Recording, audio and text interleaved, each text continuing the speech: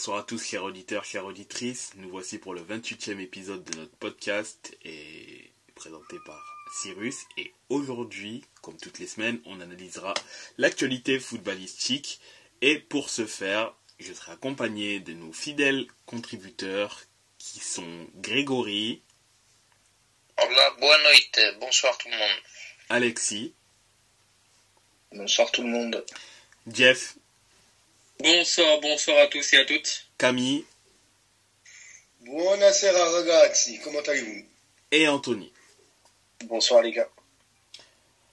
Alors, contrairement à d'habitude et pour des raisons au vu de l'actualité récente en Ligue 1, notamment ce qui s'est passé, l'incident extrêmement grave à Nantes, je pense qu'il y a quand même d'autres problématiques que de parler de la Ligue 1, étant donné que je pense que c'est l'élément qui retient le plus l'attention. Et pour cette semaine, du moins, on préfère ne pas parler du championnat, même si effectivement il y a eu il s'est passé quelque chose, il s'est passé plusieurs éléments très importants sur le terrain, mais je pense que l'extra sportif prend le relais, donc je pense quand même que il y a des choses plus importantes que le foot, notamment au niveau de la Ligue 1, donc mieux vaut ne pas parler de la Ligue 1. Mais ça ne nous empêchera pas de parler quand même des autres championnats à ce niveau-là. Et notre voyage footballistique se fait chez notre voisin allemand. Et en premier lieu, avant de parler de la Bundesliga, on descend d'un étage, Bundesliga 2. Camille, dis-nous ce qui s'est passé. Alors, pour la Bundesliga 2, on a eu un match au sommet pour ce week-end. C'était tout simplement deux équipes du top 3 qui s'affrontaient. C'était le premier contre le troisième. On a eu St. Pauli, le leader, toujours encore invaincu, qui a joué contre Hambourg. Ça se jouait donc, c'était le derby de Hambourg.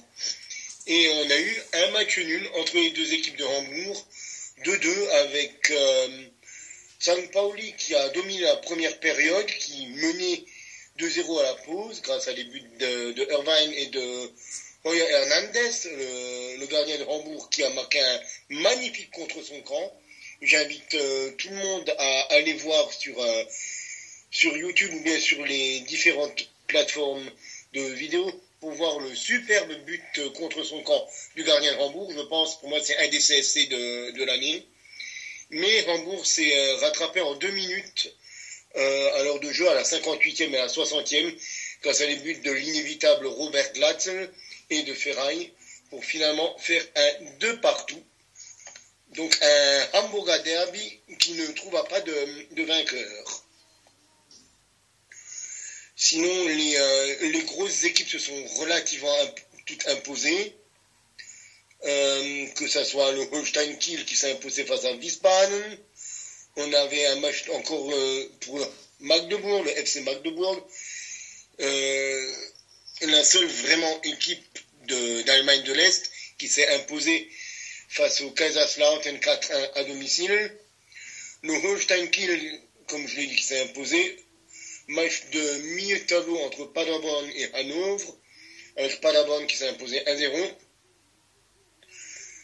Karlsruhe et le Hansa Rostock, qui est l'autre équipe d'Allemagne de l'Est, ils sont à 2 cette saison, et Karlsruhe a fait 2-2 à domicile face au Hansa. La seule équipe représentant la Sarre, la région frontalière de la France, Elversberg, qui s'est lourdement incliné à Berlin face au Hertha 5-1. Le Greuther Fürth s'est imposé sur la pelouse de Brunswick 1-0. La grosse claque du week-end, je pense, est celle de Düsseldorf qui allait s'imposer 5-0 dans le sud de l'Allemagne à Nuremberg. On peut dire du coup que Düsseldorf a fait un procès à Nuremberg. Et Schalke qui s'est, à ma grande satisfaction, imposé 4-0 face au relégable Osnabrück. Osnabrück qui n'arrive vraiment pas et qui n'a vraiment pas le niveau de cette deuxième div avec une seule victoire et 10 défaites déjà en 15 matchs. Donc Schalke qui est vraiment apathique sur cette première partie de saison, qui s'est imposé 4-0 quand même face à ce Osnabrück. Ça veut dire un petit peu le niveau de ce Osnabrück, le niveau de ce promu, avec des buts de Kaminski, de Paul Seguin, un penalty du capitaine Simon Terode et un but contre son compte de Klein Hansel.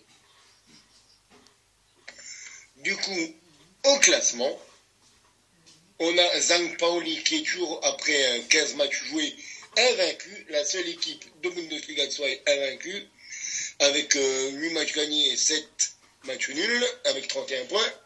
Le Holstein Kiel, qui est étonnant, mais qui suit à la deuxième place avec 29 points, malgré qu'il se soit déjà incliné 4 fois sur les 15 matchs. Le Hamburg Sportverein, les légendaires de Hambourg, qui sont à la troisième place avec 1 point derrière le Holstein Kiel, avec 28 points. Düsseldorf et le Greuther Fürth sont tous les deux à 27 points, 4e et 5e. Elversberg, les Sarrois, qui sont 6e, étonnamment 6e, avec 24 points. Dommage, ils ont concédé la 5e défaite de leur saison. Hannover, qui ne remporte plus de match depuis 3 semaines, est 7e avec 23 points. Le Hertha, qui a relevé la tête après un début de saison compliqué et qui est maintenant 8e avec 21 points, le même nombre de points que Wiesbaden, que Paderborn et que Nuremberg. Et Nuremberg est en 11e. Le FC Magdebourg est 12e avec 19 points. Le FC Kaiserslautern est 13e avec 18 points. Aucun match remporté sur les 5 dernières journées pour le FCK. La seule équipe ayant fait un aussi mauvais bilan est le dernier Osnabrück avec 18 points. Il reste Karlsruhe 14e. Le premier non relégable est le Hansa Rostock 15e avec 17 points. 1 point devant Schalke qui est barragiste grâce à sa victoire qui recolle à 1 point du Hansa Rostock. Et l'avant-dernier Braunschweig est déjà bien décollé de Schalke avec 8 points, à 8 points derrière Schalke et à 1 point de Osnabrück qui est une bonne lanterne rouge. Voilà pour la Bundesliga 2. Merci pour ces informations et le fait de nous avoir tenus au courant de ce qui se passait à l'étage inférieur. Et du coup, à l'étage du dessus, de l'élite, est-ce qu'il y a eu du mouvement, du changement? Je pense que oui, notamment étant donné que certaines des équipes de haut tableau s'affrontaient. Dites-nous en plus, Alexis, Camille, que s'est-il passé? Je vais laisser Alexis débriefer Mayence et puis après je vais revenir sur les autres matchs. Je vais débriefer effectivement Mayence. Par contre, ça sera assez rapide parce que je n'ai vu que la première période. Sinon, au niveau de la composition, il y a eu un changement. Il y a eu un changement par rapport au match de la semaine dernière. C'est Zentner qui s'est blessé cette semaine et qui s'est blessé après le match d'Offenheim plutôt et qui a dû laisser sa place à Daniel Batz. Donc voilà pour le changement. Sinon au niveau du match, comme la semaine passée à Offenheim, depuis le début du mois de novembre, ça joue beaucoup mieux. Ça joue beaucoup mieux parce que certains sont revenus de blessures et de longues blessures, notamment Widmer.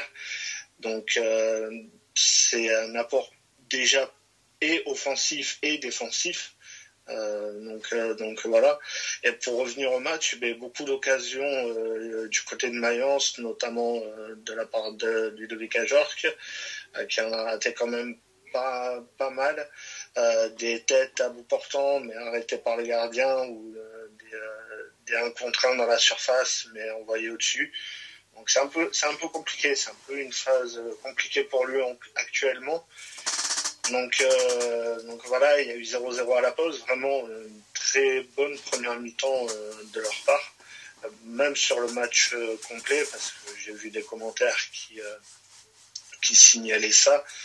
Donc c'est déjà une bonne nouvelle de revoir du jeu, et c'est surtout une très bonne nouvelle parce que Jonathan Bourgaert hier qui est entré en jeu un peu après l'heure de jeu, Bourgaert qui était absent depuis le mois de novembre 2022, donc qui avait subi plusieurs blessures au genou, plusieurs opérations, qui avait fait son retour déjà la semaine passée à Offenheim et qui est rentré hier après-midi.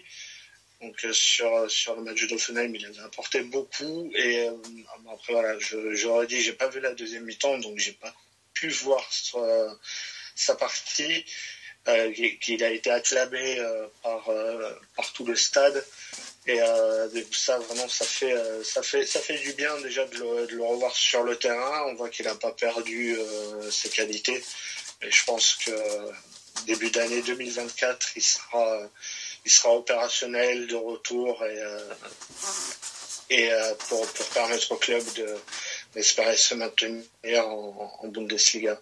Donc malheureusement sur le match ça fait défaite. Un but encaissé à 20 minutes de la fin par Gregoritsch. Donc voilà, c'est vraiment dommage parce qu'il y a eu du jeu, il y a eu des occasions, il y a eu beaucoup de choses de la part de Mayence, mais malheureusement il n'y a pas de point final. Alors, personnellement, moi je suis pas trop inquiet pour le maintien. Je pense que le club va jouer le maintien, mais je suis pas inquiet parce que je pense quand même qu'il y a toujours au moins deux équipes plus faibles que Mayence. Et voilà, donc du coup le match la semaine prochaine à Cologne, Cologne qui a gagné son match vendredi me semble. Donc déplacement à Cologne, déplacement compliqué, il faut bien finir l'année parce que là dimanche prochain il y a Cologne qui est aux alentours de la 15e place, et la réception d'Eidenheim qui est pas mieux classée il me semble. Et ensuite on termine sur Dortmund, donc il faut au moins prendre 4 points sur les 3 prochains matchs, parce que je m'attends pas forcément à prendre des points à Dortmund. Enfin, je disais ça l'an dernier, mais on a vu ce qui s'est passé. Mais au moins 4 points sur cette fin d'année 2023, ça sera, si ça peut permettre de terminer l'année 2023 au-delà de la 17e voire la 16e place, ça sera toujours ça de gagner. Donc voilà à peu près ce que je pouvais dire sur le match de Mayence. Eh bien, moi je vais rebondir du coup sur tes propos, mon cher Alexis, car tu parlais de Cologne, qui est une faible équipe de Bundesliga. En effet, il y avait ce qu'on appelle en Allemagne un Kellerduell, un duel de la cave, entre Cologne et Darmstadt, le 16e et le 15e.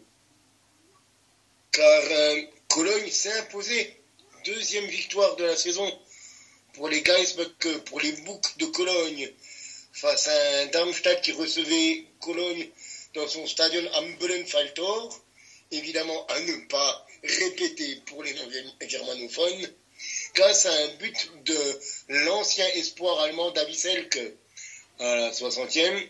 Donc c'est Cologne qui s'est imposé et qui passe devant son adversaire du jour au classement. On a eu le Bayern, on a eu le choc des extrêmes qui n'a pas eu lieu.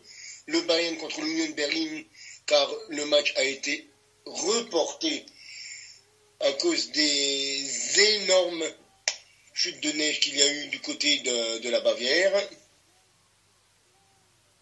Le Topspiel, c'était Leverkusen contre Dortmund, hier après-midi.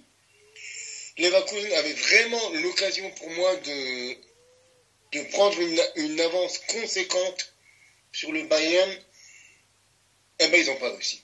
Tout simplement, ils n'ont pas réussi. Ils n'ont pas réussi à s'imposer dans leur Bay Arena. Ils ont fait un partout avec un Dortmund qui a ouvert le score très rapidement grâce à Julian Ryerson à la 5e minute. On aurait pu avoir l'égalisation sur une superbe frappe de Florian Wirtz, mon chouchou. Mais la VAR, on a dessiné autrement par rapport à un hors-jeu de Boniface sur le début de l'action. Mais c'est le buteur nigérian qui a quand même donné l'égalisation à 10 minutes de la fin à Leverkusen. Donc Leverkusen ne prend pas du coup une grosse avance sur le Bayern Munich. Et si le Bayern venait à rattraper ce match de retard, ils passeraient devant parce qu'ils sont à 3 points certes, mais ils ont une largement meilleure différence de but par rapport au Bayern, par rapport à l'équipe de Xabi Alonso. Il y a Stuttgart qui s'est imposé, qui fait sa marche en avant. Évidemment, pourquoi Stuttgart s'est imposé 2-0 face au Werder? Parce qu'un homme est revenu et un homme recommence à marquer. Et il s'agit évidemment de Monsieur Serhou Guirassy. Guirassy qui a quand même marqué ce week-end son 16e but en 11 matchs de Bundesliga. Il n'y a qu'un homme qui fait mieux actuellement en Bundesliga, c'est Harry Kane. On parle d'un mec qui est top 5, top 10 attaquant mondial, qui le devance. Donc je dis bravo Monsieur Serhou Guirassy pour le début de saison qu'il me fait. Ça me fait un petit peu penser à Füllkrug l'année dernière, qui faisait la même chose avec le Werder Bremen.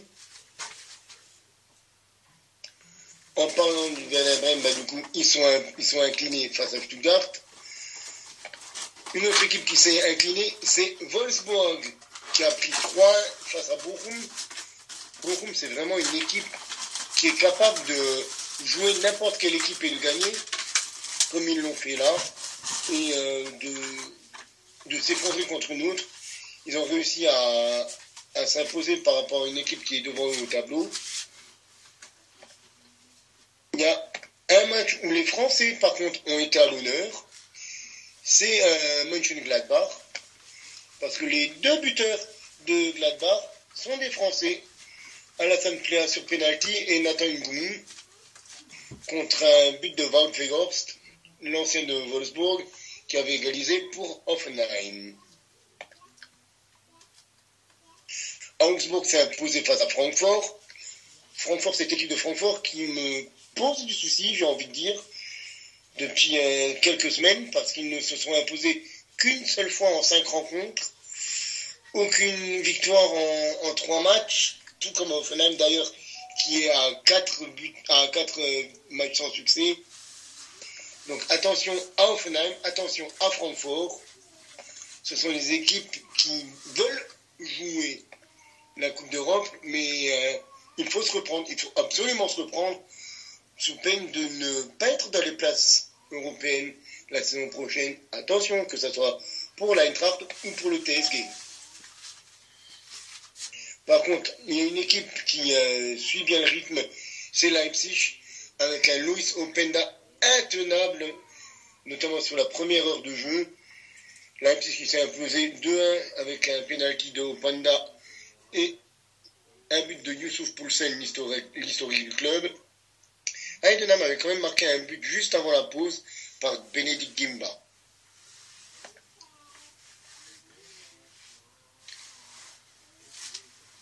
Donc, autrement, on va passer encore au classement du coup de la Bundesliga, avec un Leverkusen toujours premier malgré son match nul face à Dortmund, avec 35 points. Le Bayern est à 3 points mais avec un match de moins. Stuttgart est à 30 points. Le RB Leipzig revient avec sa victoire 4e et passe devant le Borussia Dortmund. Hoffenheim est 6e avec 20 points. Déjà 5 points sur Dortmund et 6 sur Leipzig. L'Eintracht Francfort est 7e et premier non européen, à part en cas de victoire de coupe. 7e avec 18 points. Le même nombre de points pour Fribourg. Augsbourg est 9e, 17 points. Mönchengladbach et Wolfsburg ont tous les deux 16 points. Le VfL Bochum est à 13 points. Le Werder Bremen et Heidenheim sont à 11.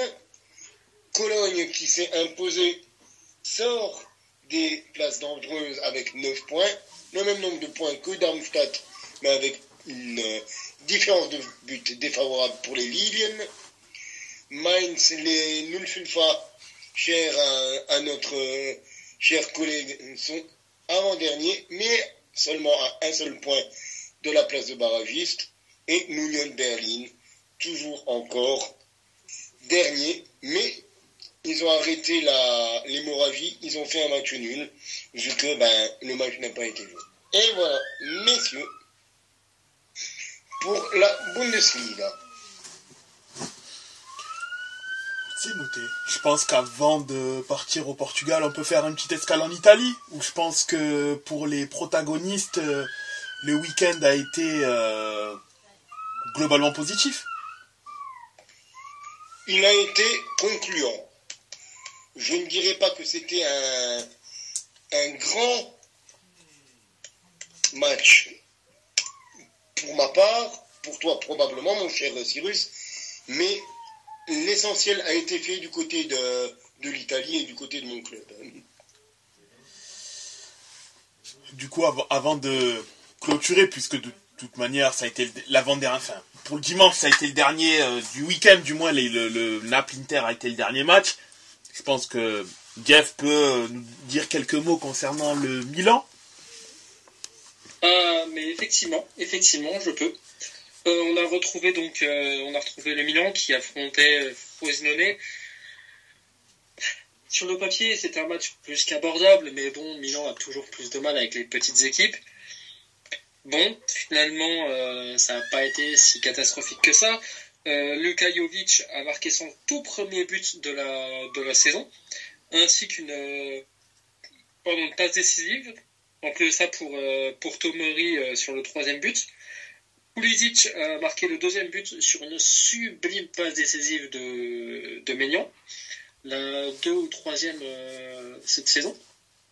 Et on peut aussi noter le but de Frosinone. Alors celui-ci il est anecdotique mais chez nous pas tellement de ça, puisque c'est un ancien. C'est Brescianini, un ancien milieu de l'écurie milanaise qui appartient maintenant à Frosinone, qui a marqué le but du 3-1 côté Frosinone. Sinon, qu'est-ce qu'on peut dire? Que normalement, c'est un match qui est facilement abordable, il n'y a pas grand-chose à en décortiquer. On a Théo qui a joué défenseur central, alors qu'on avait quelques jeunes du centre de formation, notamment Simic qui est monté en équipe A. De ce qu'on sait officiellement, c'est Théo qui a demandé à Pioli à jouer le poste en disant ouais, je peux jouer, nanana. Alors c'est un peu dommage parce que ça aurait pu lancer Simic. Sur ce genre de match, il n'y a pas gros gros stress pour le joueur. Parce que j'entends beaucoup de personnes dire ouais, mais c'est des matchs les mêmes titulaires, c'est stressant, nanana. Pas pour ce genre de match, je trouve. En tout cas, c'est mon avis personnel. Sinon, on a eu aussi un autre retour de Adli sur le terrain, ainsi que le jeune Francesco Camarda qui a aussi joué quelques minutes. Il n'a malheureusement pas encore eu le temps de s'illustrer. Il a joué à peu près 2 fois 10 minutes, à peu de choses près. Mais bon, c'est toujours des minutes de jeu, c'est toujours du temps de jeu pour ce genre de jeunes. C'est bien. Mais je pense qu'il aurait quand même... Ce serait bien qu'il revienne quand même en Primavera, puisque en Primavera, au moins, il joue. En Serie A, chez nous, tant qu'il partira pas en prêt, il aura très très peu de temps de jeu. Et c'est dommage parce que c'est clairement à cet âge-là qu'il va avoir besoin de jouer. Voilà, c'est tout ce que j'ai à dire.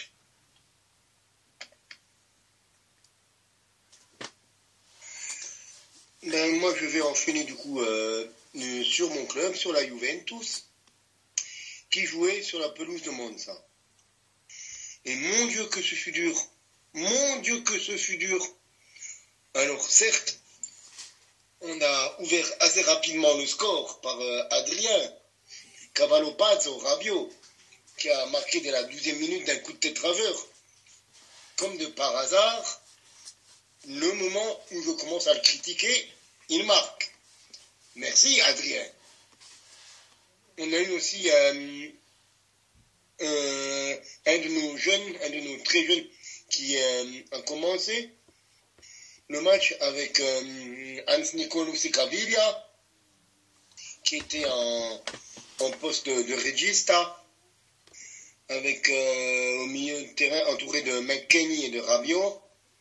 Mais franchement, quand je regarde le match, on a couru derrière le ballon face à Monza.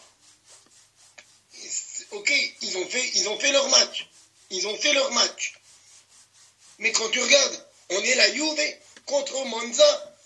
On a un tiers seulement de possession de ballon. Monza contre nous, ils ont eu 66% du ballon. À quel moment? On est la Juve, merde. Et franchement, ça me fume. Donc évidemment, alors, après on est là, oui, ils ont eu le ballon, mais ils n'ont rien fait. Eh ben on a failli bien se faire avoir. Parce qu'ils égalisent quand même à la 91e.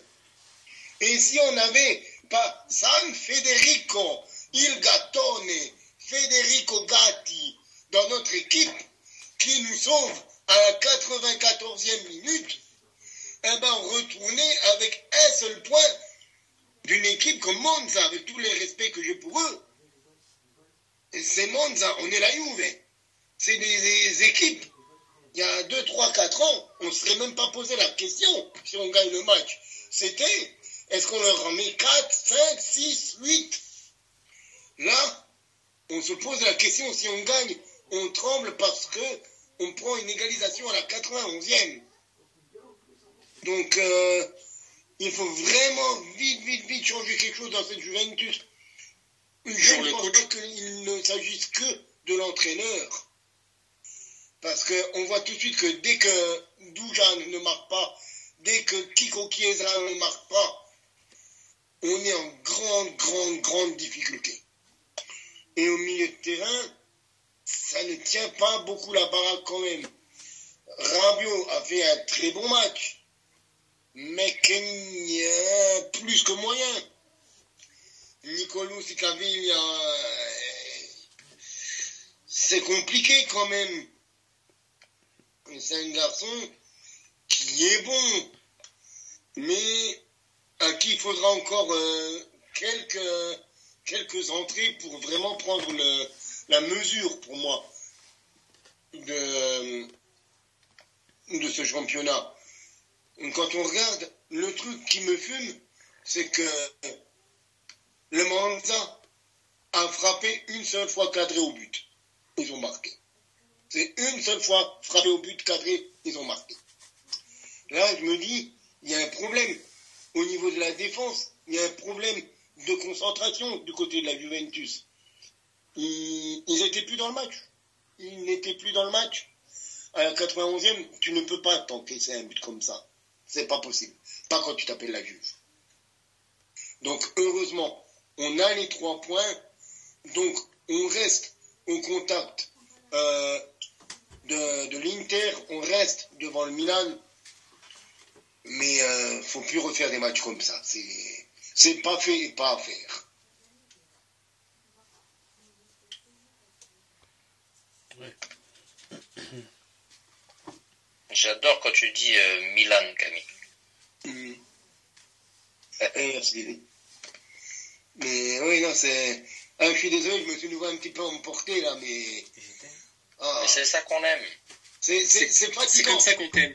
C'est fatigant de suivre la Juve depuis 2-3 ans. Comme disait John Café, je suis fatigué, patron. Bon, avec ce super coach Allegri, je comprends pas. Ah, oui. Ben, si tu veux, je te le passe. Hein. On prend le coach de Witzel, là. Ça ira bien. Par contre, avant d'embrayer sur l'Inter, Jeff, t'as pas dit que Benasser a refoulé les terrains? Ah oui, effectivement, j'ai oublié de le souligner. Le retour en fin de match de Ismaël Bennacer, quelques mois après ça, quelques longs mois même, j'ai plus les chiffres exacts en tête, mais quelques longs mois après sa grave blessure. Il s'est blessé contre l'Inter, si je me trompe pas. En demi de Ligue des... Il me semble, oui, c'est en Ligue des Champions qu'il s'est blessé contre l'Inter. Ou en championnat. Je sais plus si c'est contre l'Inter ou contre le Napoli. Mais ouais, ça remonte au mois de mars-avril, ouais. C'est ça, ouais. Et effectivement, oui, il a fait ses retours. Alors, petite parenthèse comme ça, c'est quid du futur milieu de terrain. Puisque Krunic, on sait que Pioli l'adore, devrait partir en janvier. Maintenant que Bennacer est de retour, on sait qu'il aime bien Reinders, on sait qu'il aime bien l'autre... je sais qu'il aime bien Moussa. Je sais qu'il y a... Ouais. De quoi? Moussa, j'allais dire. Enfin, ouais, c'est ça, et l'autre, j'ai plus... Loftus-Cheek Ouais, Loftus-Cheek, merci. Il a aussi, je sais que c'est 3 joueurs qu'il apprécie beaucoup, surtout les un peu moins Musa, mais un petit peu quand même. Donc maintenant qu'il y a Bennacer, qu'est-ce qui va se passer? Je suis un petit peu excité parce que je sais que c'est Bennacer et je sais que c'est un très bon milieu, hein. Je sais qu'il est capable de défendre, d'attaquer. Donc j'ai pas de souci à me faire si c'est sur le terrain, mais quels seront les futurs choix tactiques de Pioli?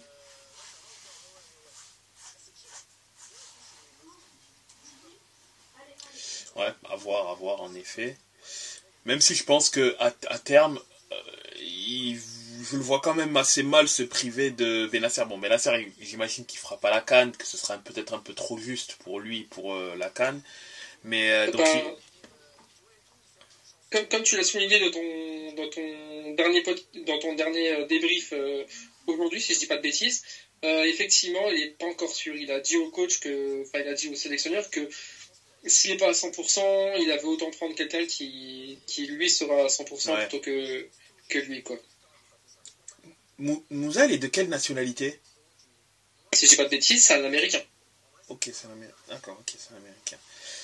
Donc, ouais, globalement, à part éventuellement Bennacer, ouais, il n'y a pas spécialement... Ah, non, il y a pas Bennacer, il y a éventuellement personne qui peut être touché chez vous. Bon, c'est...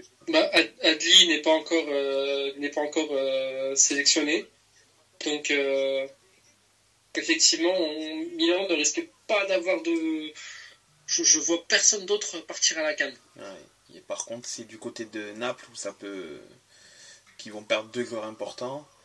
L'Atalanta qui va perdre Lookman, normalement aussi. Et la Juve, je crois. Osimhen ouais, pour Napoli.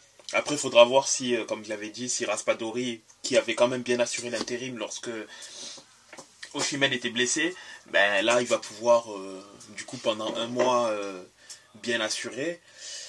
Tout en sachant que faut voir quel parcours ils feront. S'ils font un long parcours, est-ce que ça ne peut... Ils vont peut-être revenir fatigués, qu'il faudra encore un peu quelques semaines pour... Enfin, il y a diverses possibilités. Bon, à voir ce que ça va donner, hein, mais ça pourrait du moins rabattre les cartes, clairement. Ça, pour certaines équipes, ça va faire un peu mal, mais bon. À voir ce que ça va donner.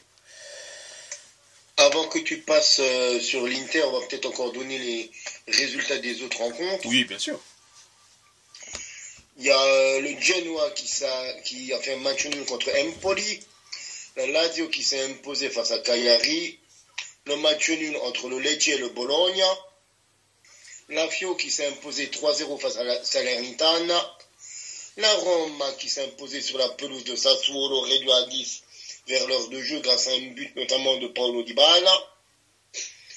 Le Torino qui est en train de s'imposer 2-0 face à l'Atalanta à la 81e minute. Et l'Udinese et le Hellas Vérone ont fait 3-3 avec notamment un des buts du week-end pour le Hellas Vérone, le but de le retourné de Ngonge. Mais quel but, quel goal, franchement, mes enfants. Un retourné, mais fantasmagorique. Et sur ce, je te laisse encore débriefer un petit peu le match de l'Inter, même si tu l'as déjà très bien fait dans ton débrief audio. Merci pour l'information. Alors, Naples-Inter était le gros choc de cette journée, avant bien sûr la 15e journée qui opposera la Juve à Naples. Donc Naples, concrètement, c'est pas facile pour eux en ce moment, hein. Ils affrontent les gros du championnat. Mais concernant ce match-là, déjà au niveau de la composition d'équipe, globalement les deux équipes avaient toutes leurs forces en route, hormis du côté de l'Inter qui était privé de ses deux défenseurs centraux, plus tôt dans le match va être privé de De Vrij qui a eu un coup, donc il va être remplacé par Carlos Augusto. Mais au-delà de ça, globalement l'Inter était avec toutes ses forces en présence, bien que personnellement je pensais que Fratesi allait être titularisé au vu de son bon match contre le Benfica cette semaine en Ligue des Champions. Je pensais qu'il allait être titulaire. Mais bon, Mkhitaryan a été titularisé. Bon, de toute manière, c'est le milieu titulaire à l'Inter. Hein. Akan, Mkhitaryan et Barella. Mkhitaryan qui a fait un très bon match au passage. C'était quand même un match assez plaisant. On voyait que c'était un match d'équipe de haut tableau en Serie A, où contrairement contre la Juve, où c'était globalement fermé, c'était très décevant. Là, ça a quand même été un bon match. Je ne pense quand même pas que le score reflète l'issue du match, parce que Naples a eu quelques occasions pour quand même marquer, ils mettent la barre en seconde mi-temps notamment. Enfin, le score est, je pense, quand même un peu sévère pour Naples, mais il est vrai que l'Inter a maximisé ses occasions. C'est surtout cela. C'est que là franchement, l'Inter a été globalement létal dans sa capacité à pouvoir mettre au fond quand il le fallait. L'Inter a été vraiment létal, et c'est ce qui fait que l'Inter a pu en mettre 3 à Naples. Un en première mi-temps sur un magnifique but d'Akan, sur un beau mouvement côté droit qui s'est terminé au centre avec l'incursion d'Akan et qui frappe en première intention. Beau but de Barella qui va dans tes arabesques de dribble sur une action qui a également déboulé côté droit en seconde mi-temps. Puis le but pour parachever l'œuvre interiste de Thuram, mais sur une passe de Cuadrado d'ailleurs au passage. Mais je trouve que Naples n'a pas démérité. Naples n'est pas encore à son niveau de l'année dernière, bien évidemment, à des années-lumière. Même un Osimhen qui est pas encore à 100%, et ça se voit. Et ça se voit dans le jeu qu'il est encore à court de compétition, et que au fil des semaines, je pense que ça va le faire. Et il va monter en puissance petit à petit. Naples ne finira... l'effectif de Naples a quand même une marge de progression, et je pense que ça va aller avec Mazzarri. Ça va aller, c'est juste que l'Inter est l'équipe en forme cette année, c'est en ce début de saison. Concrètement, ils sont sur une phase ascendante, et c'est difficile c'est une équipe qui est difficile à prendre. Donc là, bon, Naples, c'était un peu le chaud et le froid en ce moment. L'Inter, clairement, c'est une machine. Là, ils ont pris 3-0, ils ont pris un score. C'est le jeu, hein, c'est le jeu après tout. Donc, tous les voyants sont au vert. Oui, il y a eu une petite polémique avec De Laurentiis qui indiquait que, notamment sur le penalty pas accordé à Osimhen, l'arbitre a fait n'importe quoi, il a demandé une enquête. Bon, objectivement, comme j'ai dit lors du débrief, oui, effectivement, il y a bien un contact entre Acerbi et Osimhen, mais Osimhen, c'est pas Insigné. Osimhen, c'est quand même un beau bébé en termes physiques, c'est quand même un joueur avec un certain physique. Si on te touche et que tu arrives à faire limite à plonger sur le terrain comme il l'a fait, le ratio entre le contact et la manière dont Osimhen tombe, elle est beaucoup trop exagérée en rapport avec le coup réel.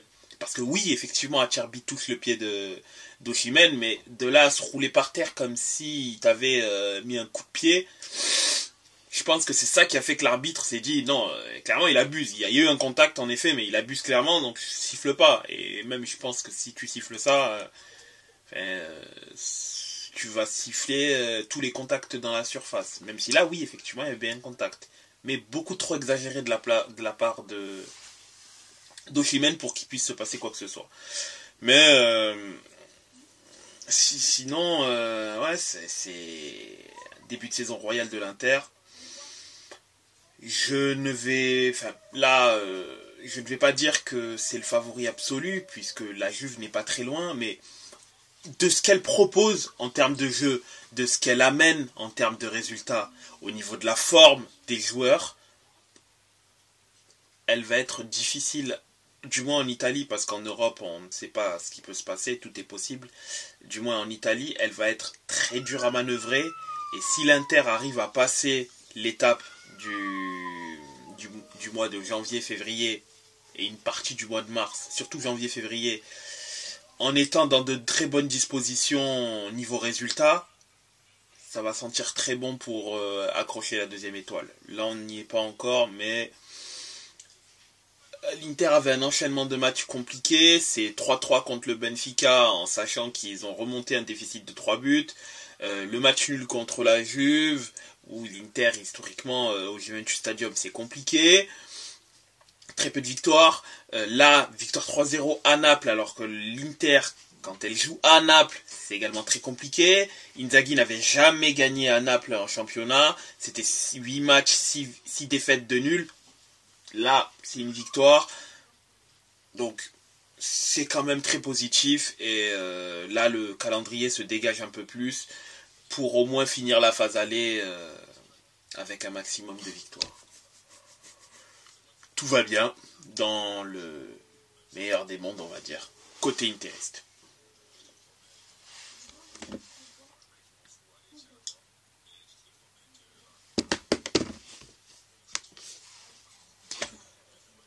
Du coup, concernant la Serie A en termes de classement,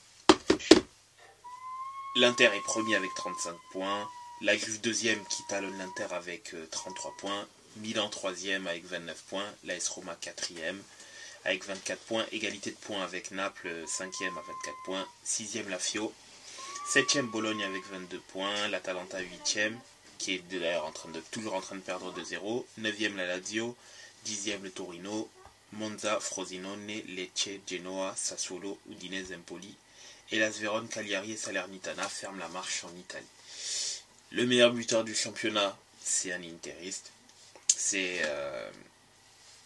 Lautaro Martinez avec 13 buts. Le meilleur passeur du championnat, c'est encore un interiste. C'est Marcus Thuram avec 6 passes décisives. Et voilà ce que ça donne en termes de statistiques pour la Serie A en cette 14e journée. Et on notera évidemment que tu as bien précisé le statut de meilleur buteur, de meilleur de passeur, parce que ce sont des interistes. Hein? Ah bon? Ah. Mon cher Cyrus. Non, c'est... Ah. Espèce de filou que tu es. Ah, non, c'est vrai. Sur ce, allons du côté de la perfide Albion aussi, si personne n'y voit d'inconvénient. Bien sûr, nous pouvons y aller. Parce que là aussi, il y a eu du beau jeu. Il y a eu des choses vraiment à décortiquer du côté de nos amis anglais. Exactement. Avec notamment Manchester City qui fait un troisième match nul de suite. Hier, c'était contre Tottenham. C'est ça. Que les hommes de Guardiola n'ont pas réussi à tenir la distance. C'est ça, exactement. Match qu'on a aussi débriefé juste avant de faire celui de Naples-Inter. Ouais, c'était un match très intéressant, super intéressant à voir jouer. Postecoglou, je l'apprécie de plus en plus chaque jour parce que c'est un coach qui a vraiment pas froid aux yeux. Faire ce qu'il fait tout en sachant qu'il n'avait pas de défenseurs centraux de métier. Il jouait avec 4 latéraux concrètement sur le terrain parce que ces deux défenseurs titulaires, l'un est blessé, l'autre a pris un rouge direct, donc était suspendu plusieurs matchs.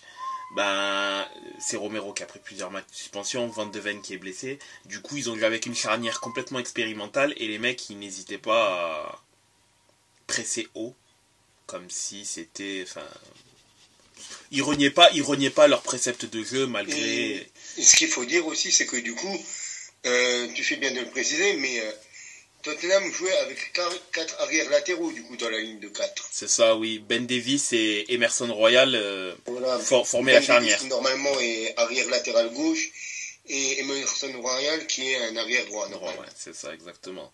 Bon, concrètement, les buts de City, 2 des 3 buts de City, on va dire, parce que le troisième, c'est plus une erreur individuelle de Bissouma, du coup. Surtout le troisième, pour moi, Il ne doit pas perdre le ballon à ce moment-là. Ouais, c'est un ballon donné, c'est un but donné. Exactement. Surtout à une équipe comme Manchester City où ça peut aller tellement vite en termes de circuit de passe que tu peux pas te permettre de faire des choses comme ça dans cette zone du terrain. Mais vraiment, le premier et le deuxième but, tu sens que c'est un peu lié au fait que c'est une défense expérimentale, qu'en termes de communication notamment et de timing, c'était pas synchro. Et donc, voilà, par exemple le but de Foden, où concrètement Foden part dans le dos de 2 joueurs, tu te dis mais comment ça se fait qu'il l'ait pas vu passer, et Doku qui fait une magnifique passe pour lui et but. Enfin, c'est, voilà, tu vois, c'est symptomatique, mais bon, c'est d'un côté, fallait s'y attendre qu'à un moment donné il y allait avoir des trous qui allaient se faire parce que ils n'ont pas les réflexes de défenseurs centraux. Mais on peut noter notamment une stat concernant Heung-min Son. C'est le premier joueur de l'histoire de la Première Ligue à mettre un but contre son camp lors des 10 premières minutes d'un match de Première Ligue. C'est vrai. C'est vrai que c'est lui qui a ouvert la marque et c'est lui qui a égalisé également pour Manchester City. Et concernant ce match-là, j'ai fait parfois des focus sur certains joueurs. Le premier, c'était sur Vicario, parce que je regardais un peu ce qu'il faisait déjà à Empoli, et je vois quand même qu'il s'est adapté très très vite au précepte de jeu de Postecoglou. Il n'hésite pas à relancer. Bon, il y a eu quelques petits relances un peu dangereuses, mais globalement, il n'hésite pas. Il est quand même globalement très rassurant, très bon, et bon, quand sa charnière centrale reviendra et qu'il y aura moins de blessés, ça ira mieux, de toute manière. Mais franchement, Vicario, s'il continue comme ça, j'aimerais pas être le coach de l'Italie, parce que il va devoir peut-être se poser des questions, parce que Donnarumma, il est sur une mauvaise phase au PSG. Vicario, lui, est très intéressant. Bon, il a déjà été appelé par Mancini notamment, donc c'est pas comme s'il était inconnu. Après, à côté de ça, il y a aussi Meret, qu'il faut pas oublier. Enfin, Meret, il faut pas oublier aussi. Donc, attention, Donnarumma, faut pas croire. J'espère qu'il ne pense pas que sa place dans les 23 enfin oui, elle a globalement assuré, il va pas du jour au lendemain être viré, mais je veux dire, sa place de numéro 1, elle peut être contestée. Parce que derrière, il y a quand même des gardiens qui tiennent plus que la route. Déjà. Elle devrait déjà l'être contestée d'ailleurs. Déjà. Pour moi, clairement, il n'a pas le niveau il n'a pas la stature.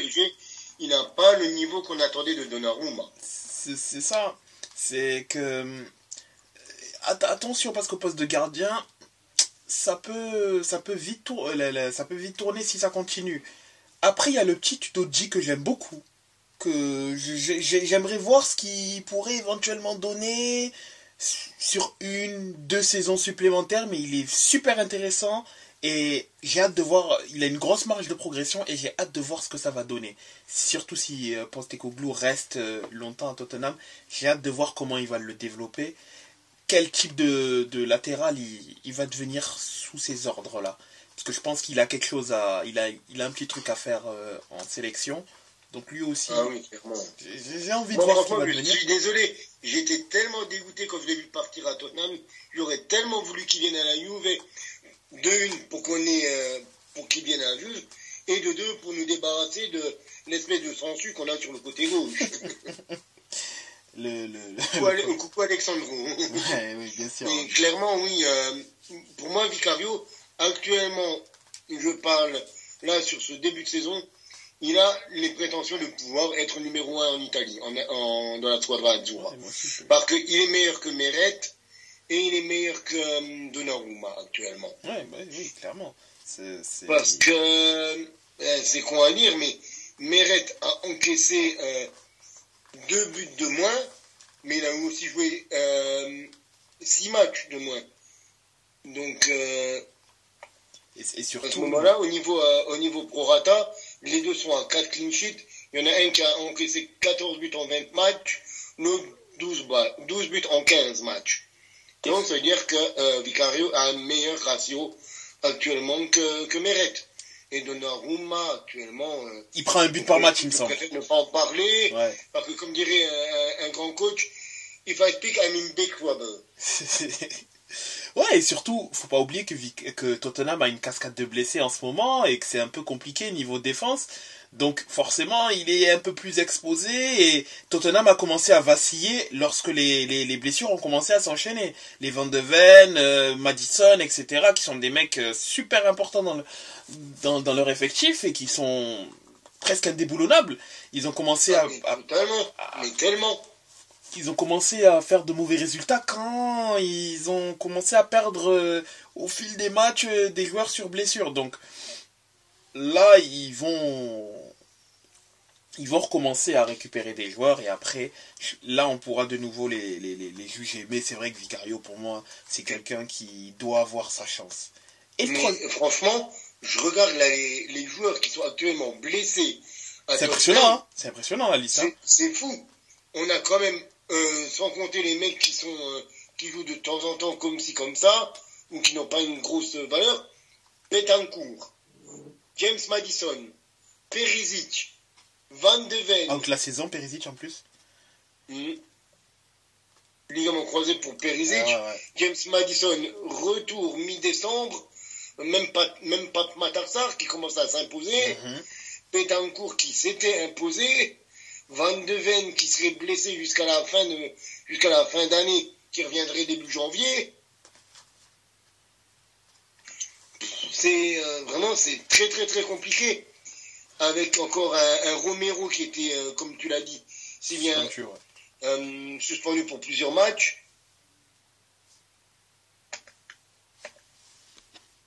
Non, moi c'est bon. Franchement, je pense que, comme tu dis, s'il récupère tout le monde, ça va de nouveau impulser une nouvelle dynamique à ce club qui est cinquième, mais vraiment cinquième parce qu'ils ont commencé à avoir tous leurs blessés. Donc oui, ils se sont pas imposés, ils n'ont pas gagné depuis 4 matchs, mais pourquoi aussi? Il faut voir les joueurs qui manquent. Bien sûr, c'est ça. Après, il faut quand même aussi saluer l'arbitre qui les a sauvés en fin de match. Oui, clairement. Parce que, pour moi, c'est un scandale, hein, ce qu'il a fait l'arbitre. Sur la passe à la 93e, là. Ouais, exactement, où Grealish était allé filer droit au but. Quand l'arbitre voit que Grealish est passé, il siffle la fin du match. Enfin non, il siffle pas la fin de match, il revient à la faute, en fait. Ah, moi je croyais qu'il était revenu à la fin du match. Non, c'était pas la fin de match. Il y avait 5 minutes de temps additionnel, il était à la 93e. Non, l'arbitre revient à la faute initiale, parce qu'en fait, il y a faute sur Haaland. Sauf que l'arbitre dit, on continue. Parce qu'Haaland arrive à se le... Il y a une faute et puis il laisse jouer. C'est ça. Après, il siffle. C'est ça, et après il resiffle. C'est pour ça qu'Haaland, en fait, s'énerve et devient fou, parce qu'il se dit, mais qu'est-ce que tu as fait, en fait, là? Oui, il y avait faute, mais toi-même, t'as laissé l'avantage, et au moment où on a l'avantage et que Grealish va tout droit vers le gardien, ben, tu mets fin à l'avantage. Pourquoi? Après, il prendra un carton jaune pour contestation, mais il pète pas les plombs gratuitement. Il pète les plombs parce que là, c'est justifié. Et malheureusement, bon, on pourra toujours dire oui, mais City aurait dû faire le break bien avant. Ouais, mais ils n'ont pas fait le break, mais là, par contre, il y avait une occasion en or de pouvoir gagner le match, ils l'ont pas fait. Et C'était une balle en or, Grealish allait tout droit vers Vicario. Je ne dis pas qu'il allait forcément marquer à 100%, mais la défense n'était pas sur... Il n'y avait aucun défenseur sur lui, puisqu'ils étaient au moins à 2 pas de Grealish. Grealish accélérait tout seul. Soit il y avait carton rouge parce qu'un défenseur le taclait par derrière, soit c'était face à face contre Vicario. Donc c'est du 50-50, mais bon, c'est dommage. C'est dommage que ça se termine comme ça. Petite précision aussi, Rodri va être suspendu pour accumulation de cartons jaunes et City sans Rodri, attention. Il a une place prépondérante en effet. Exactement, ouais. Et le troisième joueur dont je voulais parler, c'était l'ancien de chez toi, Kulusevski, qui, mine de rien, quand je le vois jouer à Tottenham, je me dis, pourquoi vous l'avez vendu? Mais même moi, je sais pas pourquoi on l'a vendu. Moi, au début, je l'ai vu prêter 2 ans avec option d'achat. Je me suis dit, ben, c'est bien, on le prête 2 ans et puis on le récupère après. Parce que sur la dernière demi-saison qu'il fait chez nous, il n'arrivait plus à mettre un pied devant l'autre. Il faut dire ce qui est. Ouais. C'était vraiment très fatigant, très, très laborieux. Mais après, j'étais là. Faut qu'il change d'air un petit peu et qu'il revienne après. Ça mais franchement, j'aimerais tellement qu'il revienne Koulou, parce que autant Bentancur, j'étais content de m'en débarrasser, autant Koulou, j'étais pas du tout sur le fait de le vendre. Ouais, surtout que quand tu vois l'animation offensive à la Juve, ben tu te dis, putain, il peut apporter quoi. Clairement, il peut apporter du punch offensif, sa rage, parce que son but, il va aller le chercher d'ailleurs, au passage, le troisième but, il va aller le chercher quand même, mais une magnifique tête où il n'hésite pas à aller sur Ake pour aller au duel face à lui, mais ouais, je me dis, purée, le type, il peut tellement apporter à la Juve d'aujourd'hui, en plus il pourrait permettre éventuellement de jouer en 3-4-2-1, de varier le système de jeu, lui Chiesa qui tourne autour de... Tellement, et puis tu pourrais faire souffler un Kostic, tu pourrais faire souffler un Cambiaso, qui enchaîne des matchs. Mais franchement, Koulou et Chiesa, comme tu dis, sur les côtés, ça serait bien. Après, comme dit, il était très fatigué dans son jeu sur sa dernière demi-saison à la Juve, donc c'est pour ça que j'étais très content qu'on le prête. Mais autrement, évidemment qu'il a tous les jours sa place à la Juve. En tout cas, dans la Juve actuelle.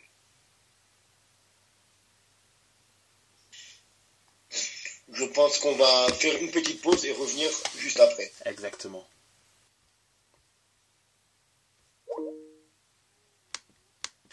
Oui, et en plus de Manchester City, qui n'a pas pu gagner contre Tottenham, dans cette journée, il y a eu quand même beaucoup de rebondissements. Que cela soit au niveau de Liverpool qui n'en finit pas d'aimer se mettre en danger. Moi, je pense que c'est ça le bon terme. Parce que Liverpool, je ne compte plus le nombre de fois cette saison où ils sont menés au score, que ce soit en début de match, où ils concèdent très souvent l'ouverture du score. Mais bon, là, c'était pas le cas. Mais très souvent, ils finissent par être menés autour de la 70e, 80e minute. Et je sais pas si c'est peut-être un challenge qu'ils se donnent de vouloir renverser les matchs en étant menés le plus longtemps possible. Là, cette semaine, ça a été mené 3-2 à la 80e, tout en sachant qu'ils menaient 2-1 à la 38e minute, et ils se font égaliser à la 48e minute avant la mi-temps. Ils réussissent à remonter ce score-là en 2 minutes chrono, par Endo et le doublé le but d'Alexander Arnold. Normalement, c'est un doublé, mais le premier but a été accordé à Leno pour un contre son camp. Bon, c'est dommage, mais pour parler des 2 buts quand même, Trent, on connaît sa faculté à pouvoir finaliser et poser, du moins transformer en or lorsqu'il a des coups de pied arrêtés. Magnifique coup franc derrière tiré. Le coup de canon de McAllister également. très très très beau but. Je ne sais même pas parmi les deux buts lequel est le plus beau, mais les deux sont magnifiques. Mais Liverpool, c'est ça, c'est une force de frappe offensive comme pas possible, mais le problème c'est que c'est très perméable. C'est très perméable et attention parce que c'est beau d'avoir la capacité de pouvoir marquer des buts, mais on sait très bien que notamment en Première Ligue, c'est ta capacité à pouvoir préserver tes cages, notamment durant les gros matchs, qui fait que tu pourras à terme viser le haut de tableau. Mais bon, pour l'instant, Liverpool s'en sort quasi tout le temps, quasi très souvent du moins. Donc ça va chez eux, et donc tant mieux pour eux. Ils s'en sont sortis difficilement, mais ils en sont sortis contre Fulham. Comme Arsenal, un petit Arsenal qui a également gagné contre les Wolves. Ah, ils ont fait le minimum syndical, j'ai envie de dire. Exactement. Ils sont fait rejoindre à la fin de match par Matheus Cunha, qui est un ancien de l'Atlético, Anthony. Mais ça n'a pas suffi pour qu'ils puissent arracher le nul. Au contraire de l'autre équipe de Manchester qui, elle, continue à avoir des résultats décevants, entre parenthèses, qui termine mal cette semaine, après son match nul très polémique contre Galatasaray. Polémique parce qu'ils gagnaient 2-0 puis 3-1 et se sont fait rattraper assez bêtement. Donc c'est pour ça que je dis polémique. Mais voilà, perdre là contre Newcastle qui, mine de rien, en ce moment est quand même... qui fait concurrence avec Tottenham pour savoir qui aura le plus de blessés. Voilà, donc bon, c'est quand même assez compliqué de ce côté-là. Newcastle, du coup, qui est repassé devant Manchester, c'est ça. Au classement. C'est ça, exactement, ils sont repassés devant eux. Je pense... Il y a Chelsea aussi qui a fait un match intéressant. C'est ça. Donc Chelsea réduit à 10 pendant toute la seconde période, qui s'est imposé 3-2 face à Brighton. Effectivement. Brighton qui n'est plus du tout sur la même lancée qu'en début de saison. Oui, ça c'est un peu... Ils ont eu un excellent début de saison. Et là, c'est seulement un seul succès en 5 matchs. Ça patine un peu, en effet. Ça patine même beaucoup du côté de De Zerbi. Et là, ils sont inclinés 3-2 avec un doublé d'Enzo Fernandez, un but de Lewy Colwill, contre 2 buts pour Brighton, de Buonanotte et de Pedro, Joao Pedro. Alors que Gallagher s'était fait exclure juste avant la mi-temps. Donc un Chelsea qui reprend un petit peu de l'air, qui se replace dans la bonne partie du classement. Exact. C'est Chelsea qui, mine de rien, même si bon, on imagine que cette saison ne sera pas une saison où il risque d'être très performant, qui vise les places européennes. C'est vraiment l'année numéro 1 où il pose les bases, et l'année prochaine, je pense qu'il va falloir faire attention à Chelsea, parce que avec une année d'expérience et je pense l'ajout d'une ou deux touches, notamment en attaque, où je sens que Osimhen, attention, un vrai buteur va arriver. Là par contre, ça risque de ne pas être la même chanson. Bon, peut-être ça risque de ne pas être la même mayonnaise, en effet. Exactement. Bon, est-ce que Thiago Silva sera encore là ou pas? Pas par rapport à son niveau de jeu, mais par rapport à son âge. Parce que je pense que son départ va, mine de rien, laisser un très gros vide. Et ça sera pas facile du tout de le remplacer, parce que, bon, il est exceptionnel. Je trouve qu'on n'en parle pas assez, mais... Il a un petit peu le niveau et le profil qu'a eu un de ses anciens coéquipiers que connaît très bien Jeff, un certain numéro 3 de l'AC Milan. Maldini. Exactement. Pour moi, il a évidemment moins réussi, on va dire, entre guillemets, sa carrière que Maldini, mais il reste quand même à un niveau très élevé malgré son grand âge. Exactement. Comme l'a fait Maldini, à la rigueur, si on ne veut pas le comparer à Maldini, on peut le comparer à Billy Costa Curta, pour rester dans les légendes milanaises. C'est ça, exactement. Et franchement, je pense que... Bon, après, le problème, c'est que, d'autant plus sur un joueur de son âge, de 39 ans, je pense il suffit qu'il ait un pépin et ça peut tout foirer. C'est ça le problème. C'est qu'aujourd'hui, je suis vraiment pour qu'il prolonge au moins d'une saison, même si je pense qu'il va vouloir rentrer au Brésil parce qu'on connaît les Sud-Américains avec leur volonté de finir généralement chez eux. Tu te dis, mais il apporte tellement que... Reste encore un an et part. Mais est-ce que l'année où il resterait, ce serait pas l'année de trop? Et ça gâcherait le fait qu'il ait été monstrueux sur l'année d'avant. C'est un peu ça le dilemme. De se dire, est-ce qu'il va partir au top ou est-ce qu'il part en se disant, je veux pas faire l'année de trop? C'est une question à se poser, mais je pense que c'est ça. En plus, il y a des bons défenseurs, quoi. Oui, Fofana notamment. Derrière. Mais il y en a beaucoup en méforme ou blessés. Ouais. Quand on regarde Disasi, c'est c'est fatigué. C'est pas toujours avec les bonnes chaussures, on va dire, comme Badiachil, Wesley Fofana arrivé en pleine forme, quoi, mais bon, il est blessé et on ne sait pas quand est-ce qu'il reviendra. C'est ça. Et sans vouloir faire offense à leur nom, un Chalouba qui est blessé mais qui n'est pas dans les plans, quoi, ouais. Ou un Malanzar, c'est pas sur ces joueurs-là qu'il faut compter pour bâtir un grand Chelsea. Exactement. C'est vrai que là, il va falloir... je pense que Fofana reviendra. S'il revient, c'est plutôt en fin de saison ou il reviendra complètement pas. Mais ça va être important. Le cas Thiago Silva, je pense, va être important parce qu'ils vont avoir besoin d'un leader défensif et pour l'instant, il remplit plus que bien ce rôle. Il le remplit à merveille et faut voir ce que ça va donner. Après, il y a eu un autre match mais si j'avais capté qu'il serait comme ça, je l'aurais probablement regardé. C'était le Bournemouth Aston Villa. Pourquoi ? Parce que Aston Villa actuellement est 4e.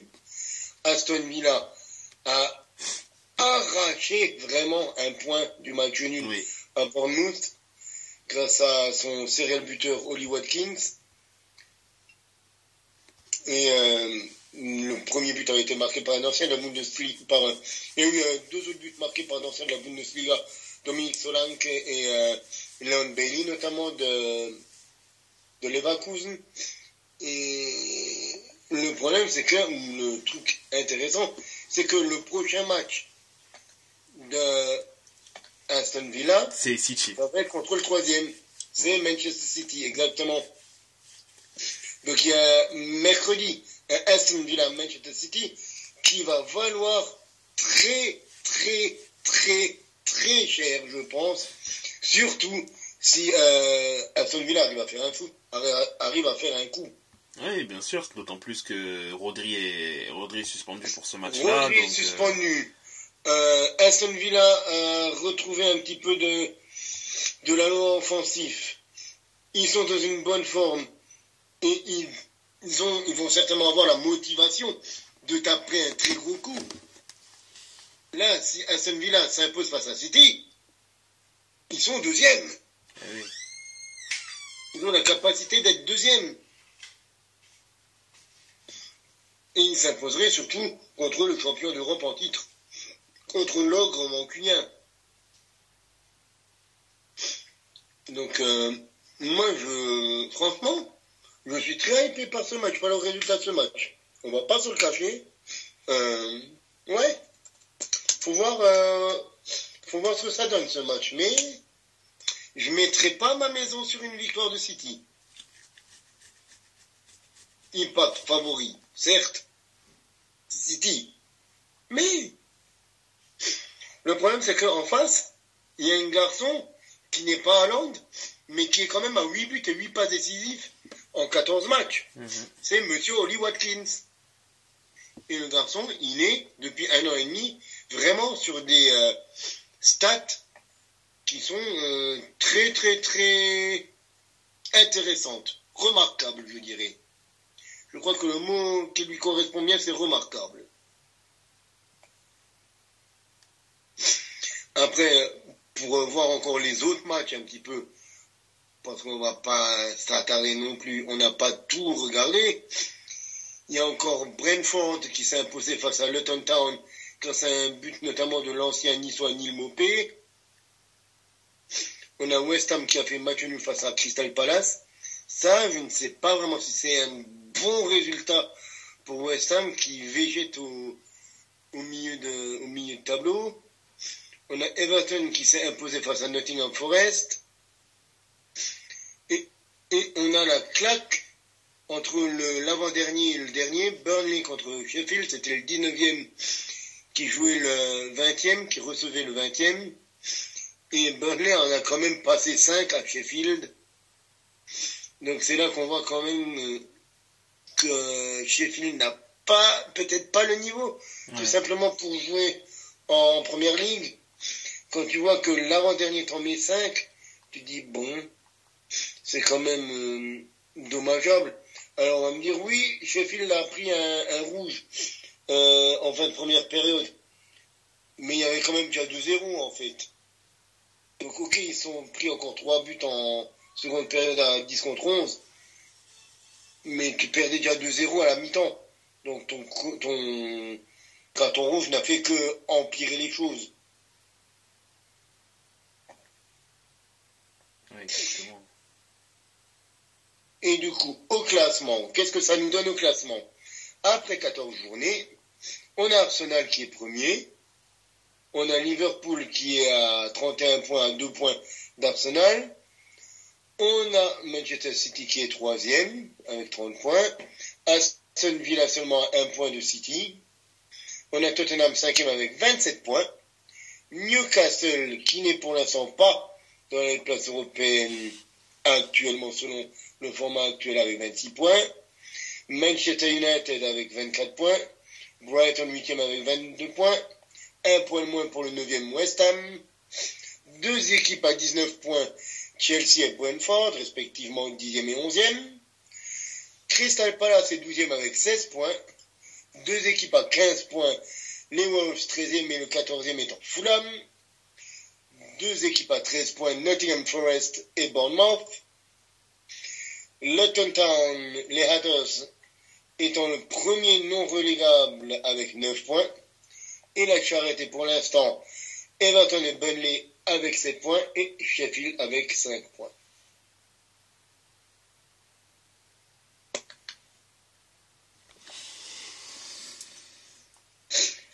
Du coup, il nous reste encore l'Espagne et peut-être le Portugal, si Greg nous donne quelques bonbons au niveau du Portugal, quelques douceurs telles les pastéis de nata. Ah bah, ça tombe bien, je viens juste de terminer mon café, ça va super bien avec un pastéis de nata. Et voilà. Alors, salut les gars, bonsoir, boa noite à todos.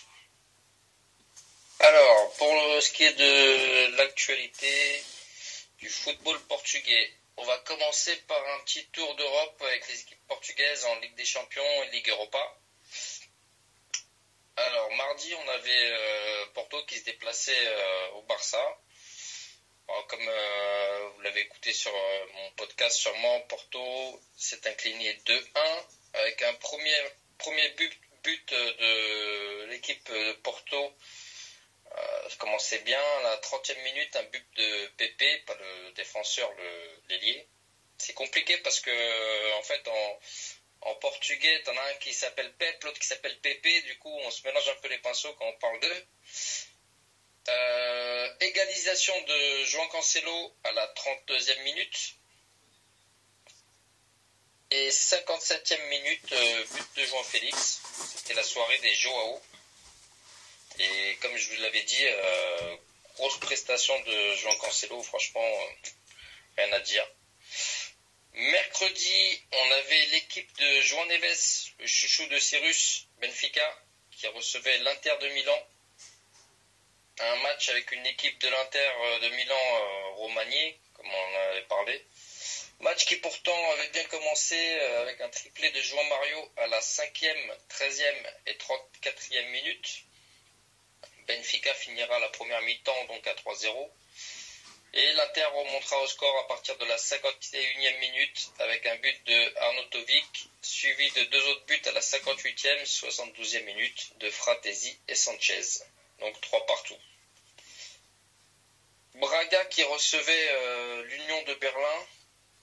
Braga qui commence très mal avec une faute du défenseur Niakate qui écrase sa semelle sur la cheville du numéro 11 de Berlin. L'arbitre Clément Turpin donne un jaune et après un appel à la vidéo, il annule le jaune et le transforme en rouge. L'Union de Berlin ne tardera pas à ouvrir le score à la 42e minute avec un but de Gossens. Les Guerreros égaliseront à la 51e minute avec un but de Diallo.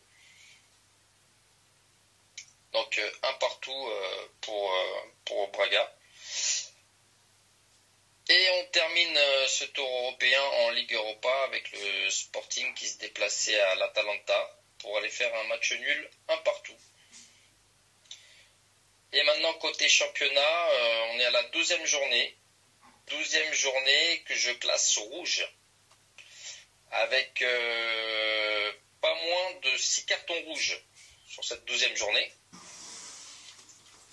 Donc samedi, Porto se déplaçait sur le terrain de Famalicão, où ils sont partis s'imposer tranquillement 3-0 avec des buts d'Evan Nilsson, 8e minute, Taremi 47e minute, et Conceição 13 minutes après son entrée en jeu. Décidément, le coach a décidé d'en faire son joker de luxe, en le faisant rentrer en cours de match.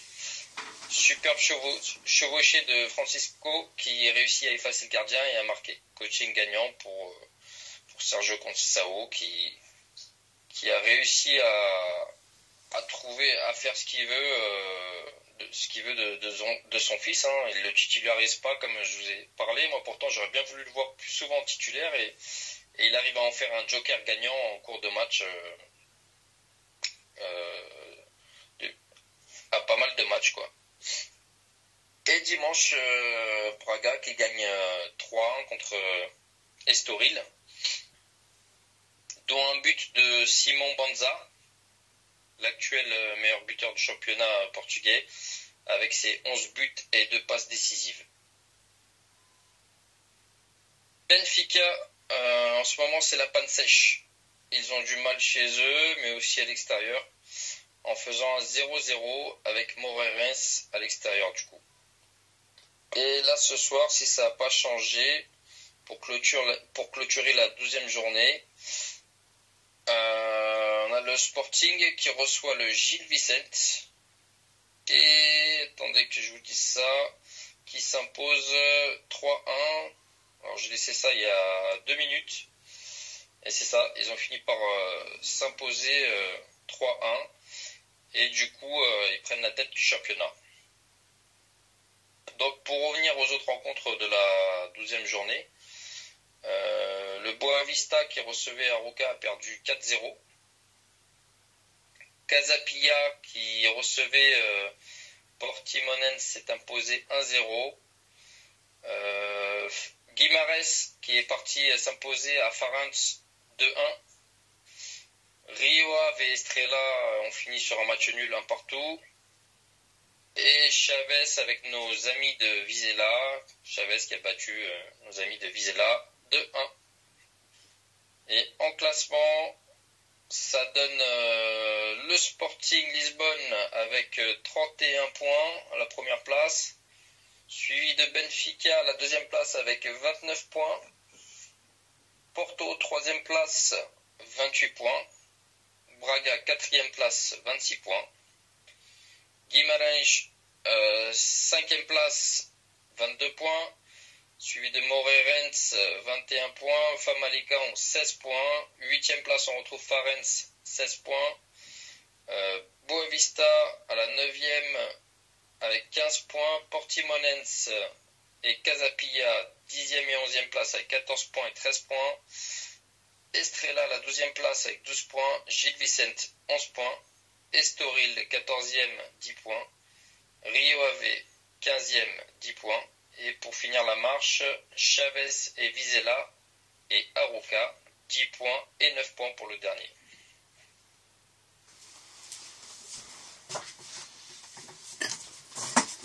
Merci pour merci bien.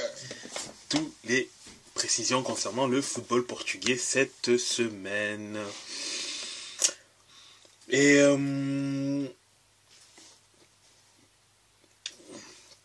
concernant les compétitions européennes, puisqu'il y a eu des matchs de Ligue des Champions du moins cette semaine, bon, du côté français, hormis la déconvenue de Lens qui s'est fait exploser par Arsenal, PSG qui fait un match nul très polémique contre Newcastle. Globalement, les autres équipes françaises sont très très bien portées. Sont très très bien portées. On fait le nécessaire. On toutes quasiment fait le taf, que ce soit de Toulouse à Rennes, en passant par l'OM, Lille également. Elles ont toutes fait le travail et sont en bonne situation pour pouvoir toutes se qualifier pour la suite. Du côté de l'Italie, Naples finira deuxième, normalement. Enfin, sauf bon, normalement, on ne sait jamais, puisque Braga peut toujours, peut toujours finir deuxième, mais bon, ce sera quand même assez compliqué. Mais Naples finira normalement deuxième. L'Inter est qualifié, mais il reste à savoir s'ils finiront premier ou deuxième. Ça se jouera à la dernière journée. La Lazio qui est très bien placée pour pouvoir se qualifier également en huitième de finale. Le Bonnet d'Âne et le Milan AC qui et il me semble d'ailleurs, si je ne dis pas de bêtises, ils sont quasi éliminés de la course au huitième de finale de la Ligue, enfin au huitième de finale, enfin quasi éliminés. Ce sera très difficile. Il faut un concours de circonstances assez pour qu'ils puissent se qualifier. C'est pas officiel, mais disons qu'il y a beaucoup de facteurs à prendre en compte pour une éventuelle qualification. C'est ça, il faudrait. C'est des facteurs ça dépend même pas seulement de Milan, ça dépend de Milan d'une prochaine victoire et d'une défaite et de victoire de certaines autres équipes. Parce qu'il faudrait que le Milan gagne et que le PSG perde. Si le PSG fait match nul, le PSG ayant l'avantage sur le Milan sur les confrontations directes, passerait devant le Milan. Mais il faudrait que le Milan gagne et que PSG perd. Ils en sont capables. Incroyable. Ça serait un scénario incroyable si ça arrive. Mais c'est vrai que pour l'instant, ça semble quand même assez difficile que les deux éléments puissent se réaliser. Mais tout est possible. Attention, tout est possible. Par contre, sur les autres compétitions européennes, au niveau des clubs italiens, l'Atalanta va se qualifier pour les huitièmes de finale. Après, bon, il y a de fortes chances pour qu'il termine premier, donc c'est vite galère. L'AS Roma qui a perdu assez étrangement contre qui a fait match nul contre le Servette, on ne sait pas qu'est-ce qui va se passer, mais pour l'instant ils sont deuxième de leur classement et donc risquent de jouer les barrages de qualification. Par contre, en Ligue Conférence au niveau de l'Italie, la Fiorentina est première de son groupe et donc globalement ça se jouera entre eux et Ferencvaros pour savoir ce qui terminera premier et qui jouera les barrages. Mais sinon, également au niveau de l'Italie, sur les compétitions européennes, ça roule. Il n'y a pas énormément, je trouve que cette année, étrangement, hormis le groupe de la mort, bien sûr, mais les grosses équipes sont là. Et aussi Manchester United qui est à un cheveu de se faire éliminer de la Ligue des Champions, enfin éliminer de toute compétition européenne puisqu'ils sont quatrième à l'état actuel. Mais globalement, les équipes qu'on attendait sont là, et également Séville, mais bon, Séville et la Ligue des Champions, on sait que bon, ils s'en foutent un peu de la Ligue des Champions. Eux, c'est l'Europa League. Mais hormis ces cas-là, globalement, les grandes équipes sont au rendez-vous, et on va, je pense, avoir droit à une phase, du moins, en février, on aura droit à de gros matchs, et ça va... Les choses sérieuses vont véritablement commencer. Concernant, il y a aussi le tirage de l'Euro. Qu'en pensez-vous? Bon, même si je pense que il y a un élément qui va retenir toute notre attention, mais notamment par rapport à l'Italie, dont on pourra parler. Mais que pensez-vous du tirage de l'Euro 2024? Si vous l'avez vu ou vous avez pu voir les équipes qui seront dans tel ou tel groupe? Ben, déjà, comme tu l'as dit, en fait, ça va être compliqué du côté de l'Italie, qui est un petit peu dans le groupe de la mort. Oui, on peut le dire, clairement, c'est dans le groupe de la mort. Excuse-moi, mais Espagne, Croatie, Albanie... je suis pas serein, quoi. Je claque un peu des fesses, excuse-moi du terme. Disons, pour pas être pessimiste, j'aimerais pas être albanais. J'aime même pas trop être italien, tu vois, là, avec les deux équipes qui nous ont collés. Mais après... l'Espagne, j'en ai marre. On se les tape quasiment à chaque compète. J'ai pas le même, mais il y a un truc où, je crois que c'est dans Mission Cléopâtre, où Jamel il dit on est dans la merde. C'est exactement ça. L'Espagne, c'est Euro 2008, on se les tape. Euro 2012, on se les tape. L'année dernière au Mondial, on se les tape. Je me demande même si on ne les joue pas à l'Euro 2021. Ben oui, il me semble que vous les prenez. En demi-finale. Ouais, en demi, ouais, c'est ça. Après, j'ai envie de dire, les gars, pour les amateurs de foot qu'on est, c'est un groupe qui fait kiffer. Hein. Ouais, ben moi, je suis désolé, mais moi, je suis un amateur de foot qui aime bien voir de temps en temps d'autres matchs d'Italie-Espagne. Je crois qu'il y avait assez d'équipes dans tout cet Euro pour ne pas nous recoller l'Espagne dans le groupe. Après, l'Italie a fini. Un Italie-Allemagne, un Italie-Slovénie, un Italie-Pays-Bas, un Italie-Belgique, un Italie-Turquie, selon les têtes de série. Voilà quoi, ça aurait changé, plutôt que encore l'Italie et encore l'Espagne. En tout cas, dans ce groupe, je pense que des trois poids lourds, sans être méchant avec l'Albanie, mais des trois poids lourds du groupe B, je pense que l'Italie fait clairement tête d'outsider du groupe. Mais attention à la surprise de l'Italie. Oui, parce que c'est ce qu'on se disait au dernier Euro. Mais là, il y a un dernier Euro. Moi, j'étais déjà content limite d'y être, quoi. Ouais, mais là, il y a un nouveau sélectionneur. C'est pas la même chose, c'est pas la même donne encore. Exactement. On est avec un nouveau sélectionneur, avec un gars qui va avoir d'autres joueurs, avoir d'autres envies, avoir d'autres idées. Et surtout...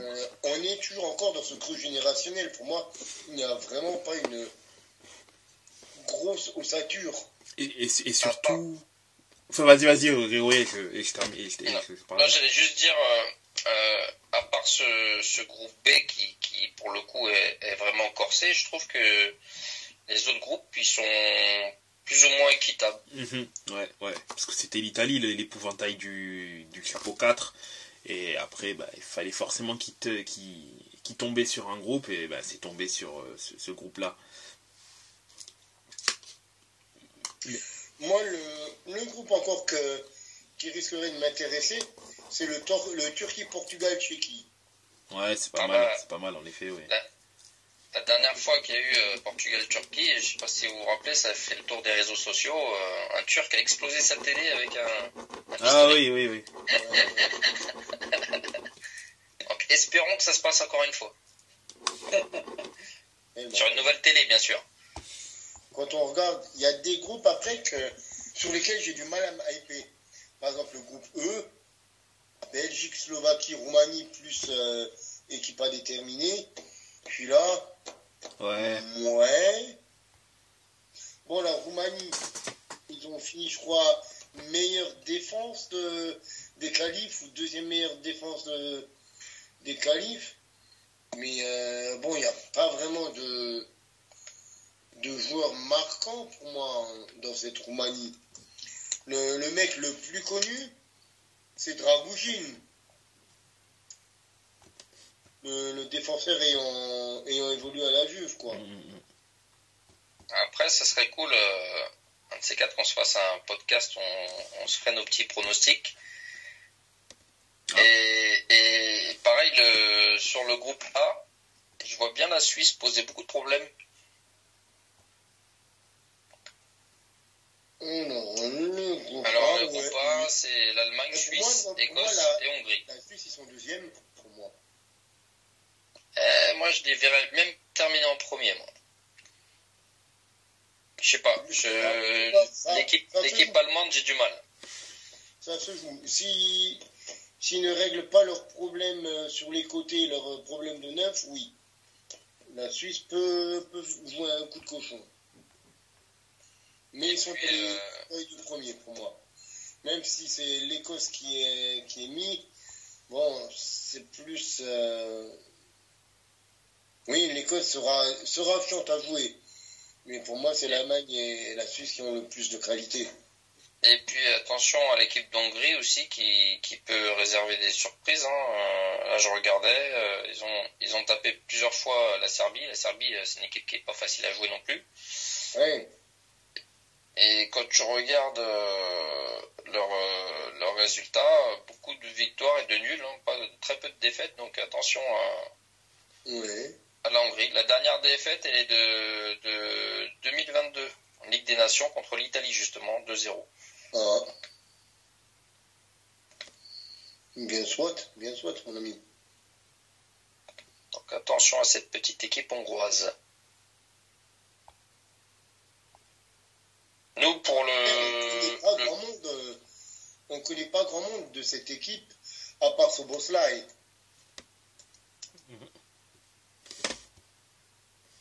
Et à la rigueur, en défense, il y a Orban, il me semble. Je t'avoue que je ne connais pas non plus. C'est ça, il y a Orban qui est le capitaine de Leipzig, qui est hongrois, me semble-t-il. Avec Gulacsi, le gardien qui est actuellement blessé.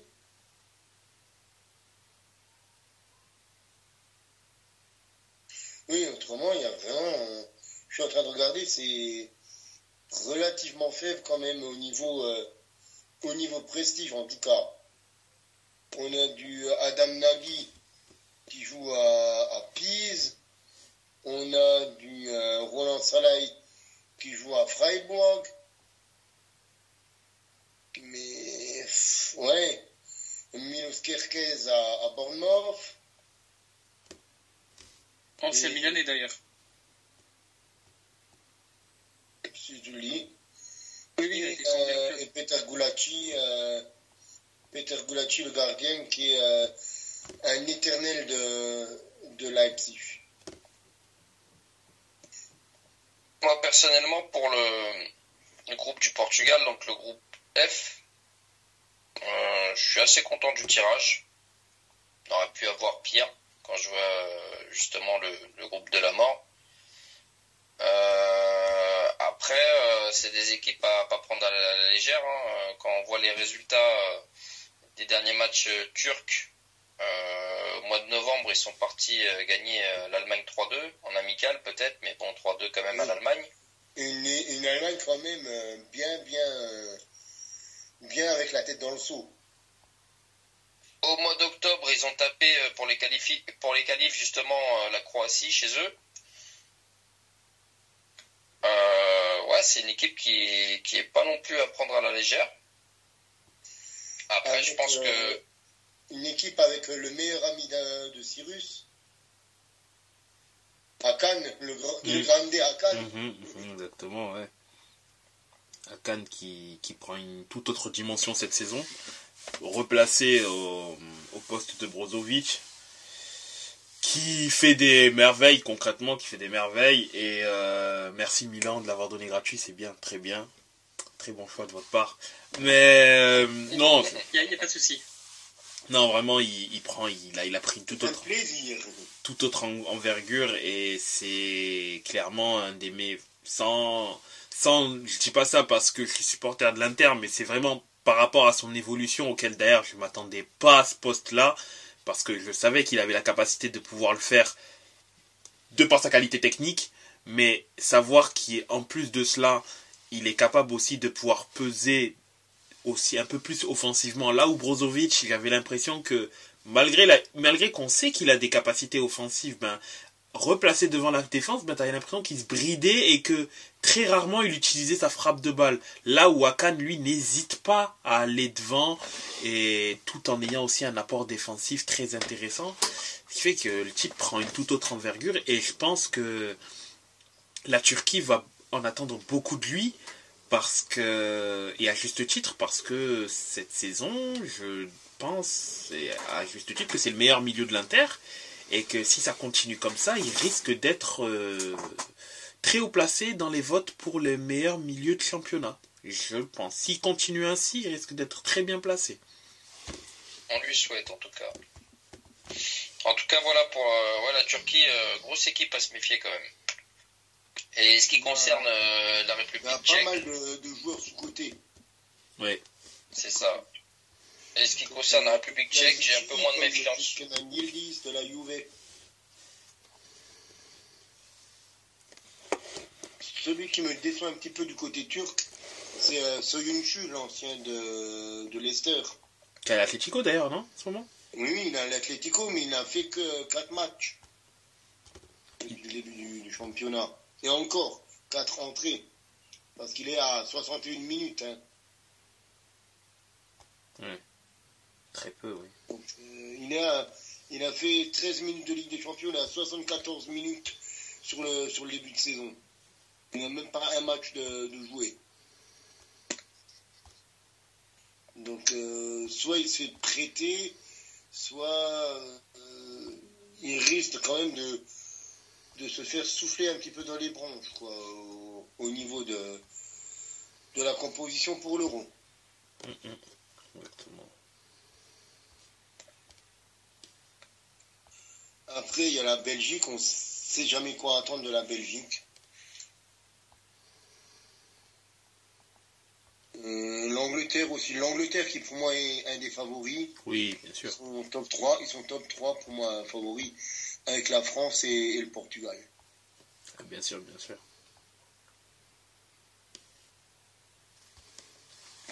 Parce que l'Angleterre, la génération qu'ils ont, ça fait peur de nouveau. Mais bon, l'Angleterre fait peur à chaque tournoi international et depuis 1966, à chaque tournoi international, ils se plantent. Mm-hmm.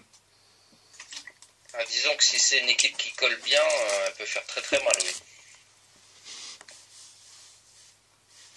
Donc quand on regarde, on va juste prendre les plus gros noms, hein, mais Harry Kane, Foden, Saka, Rashford, Grealish,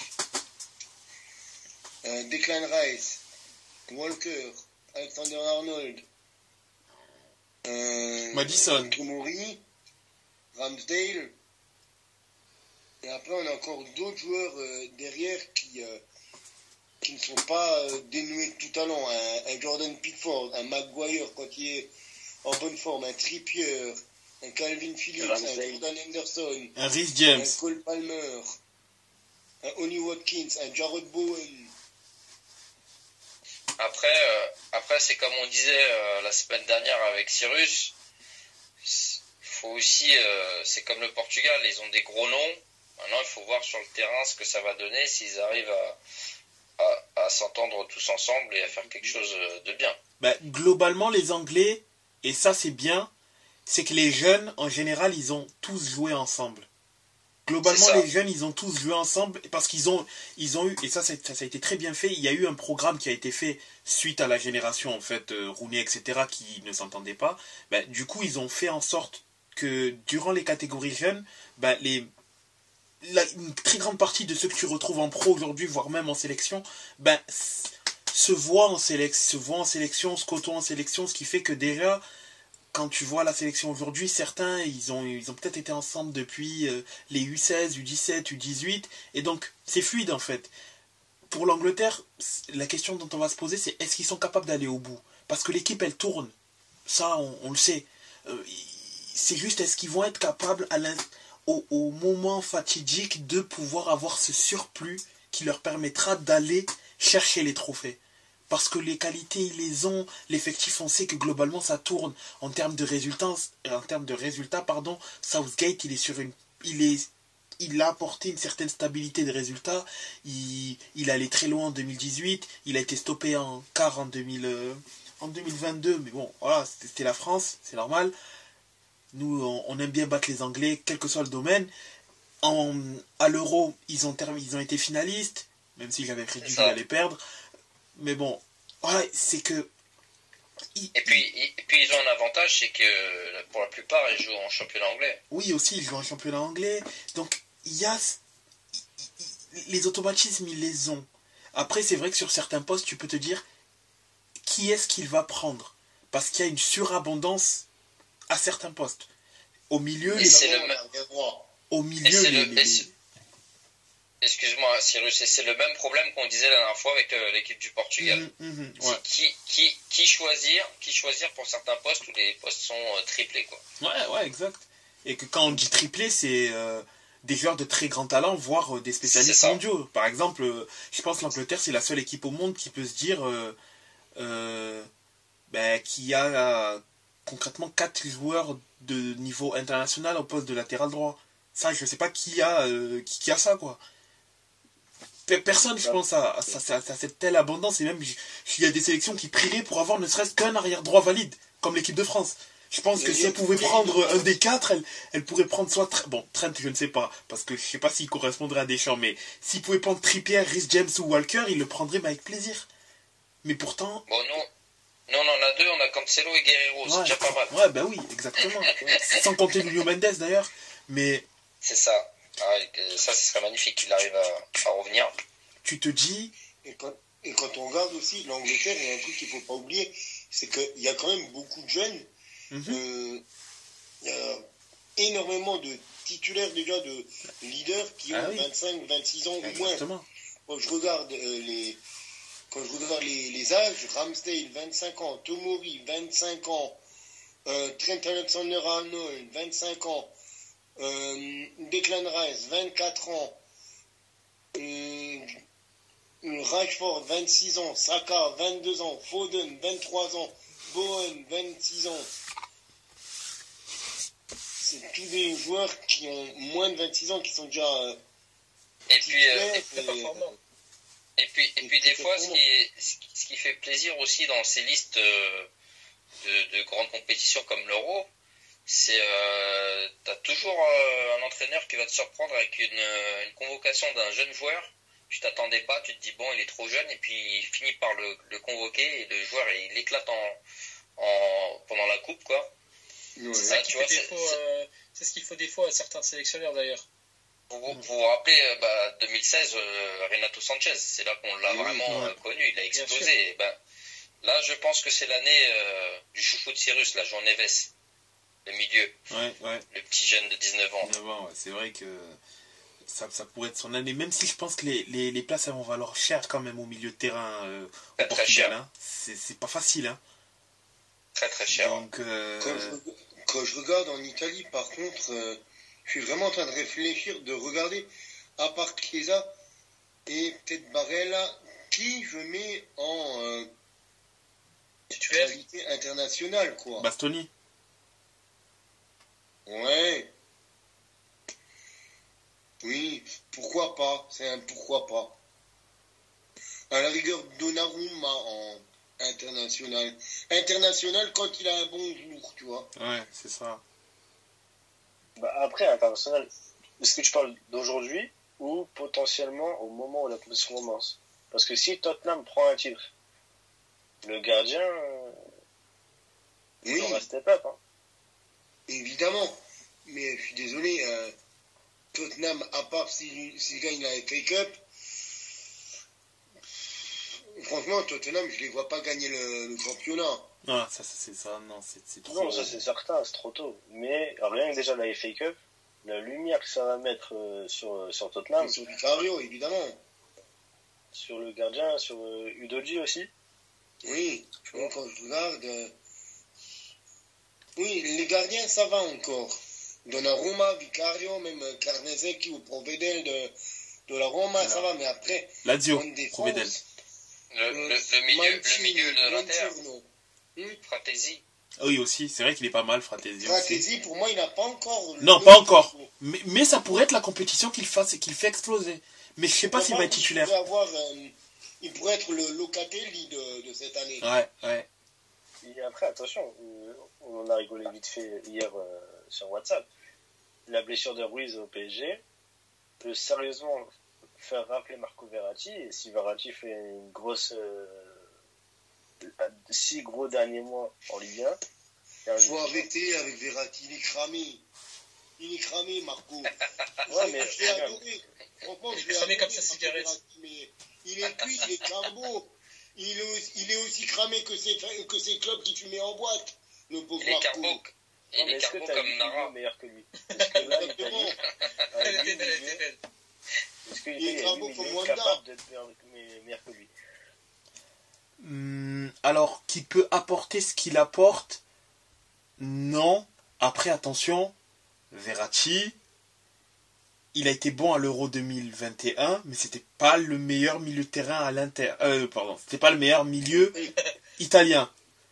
Il était bon, et c'était l'une des rares compétitions, c'était l'une des rares fois où Verratti a joué à un niveau auquel on pouvait auquel l'Italie s'attendait depuis 10 ans en fait.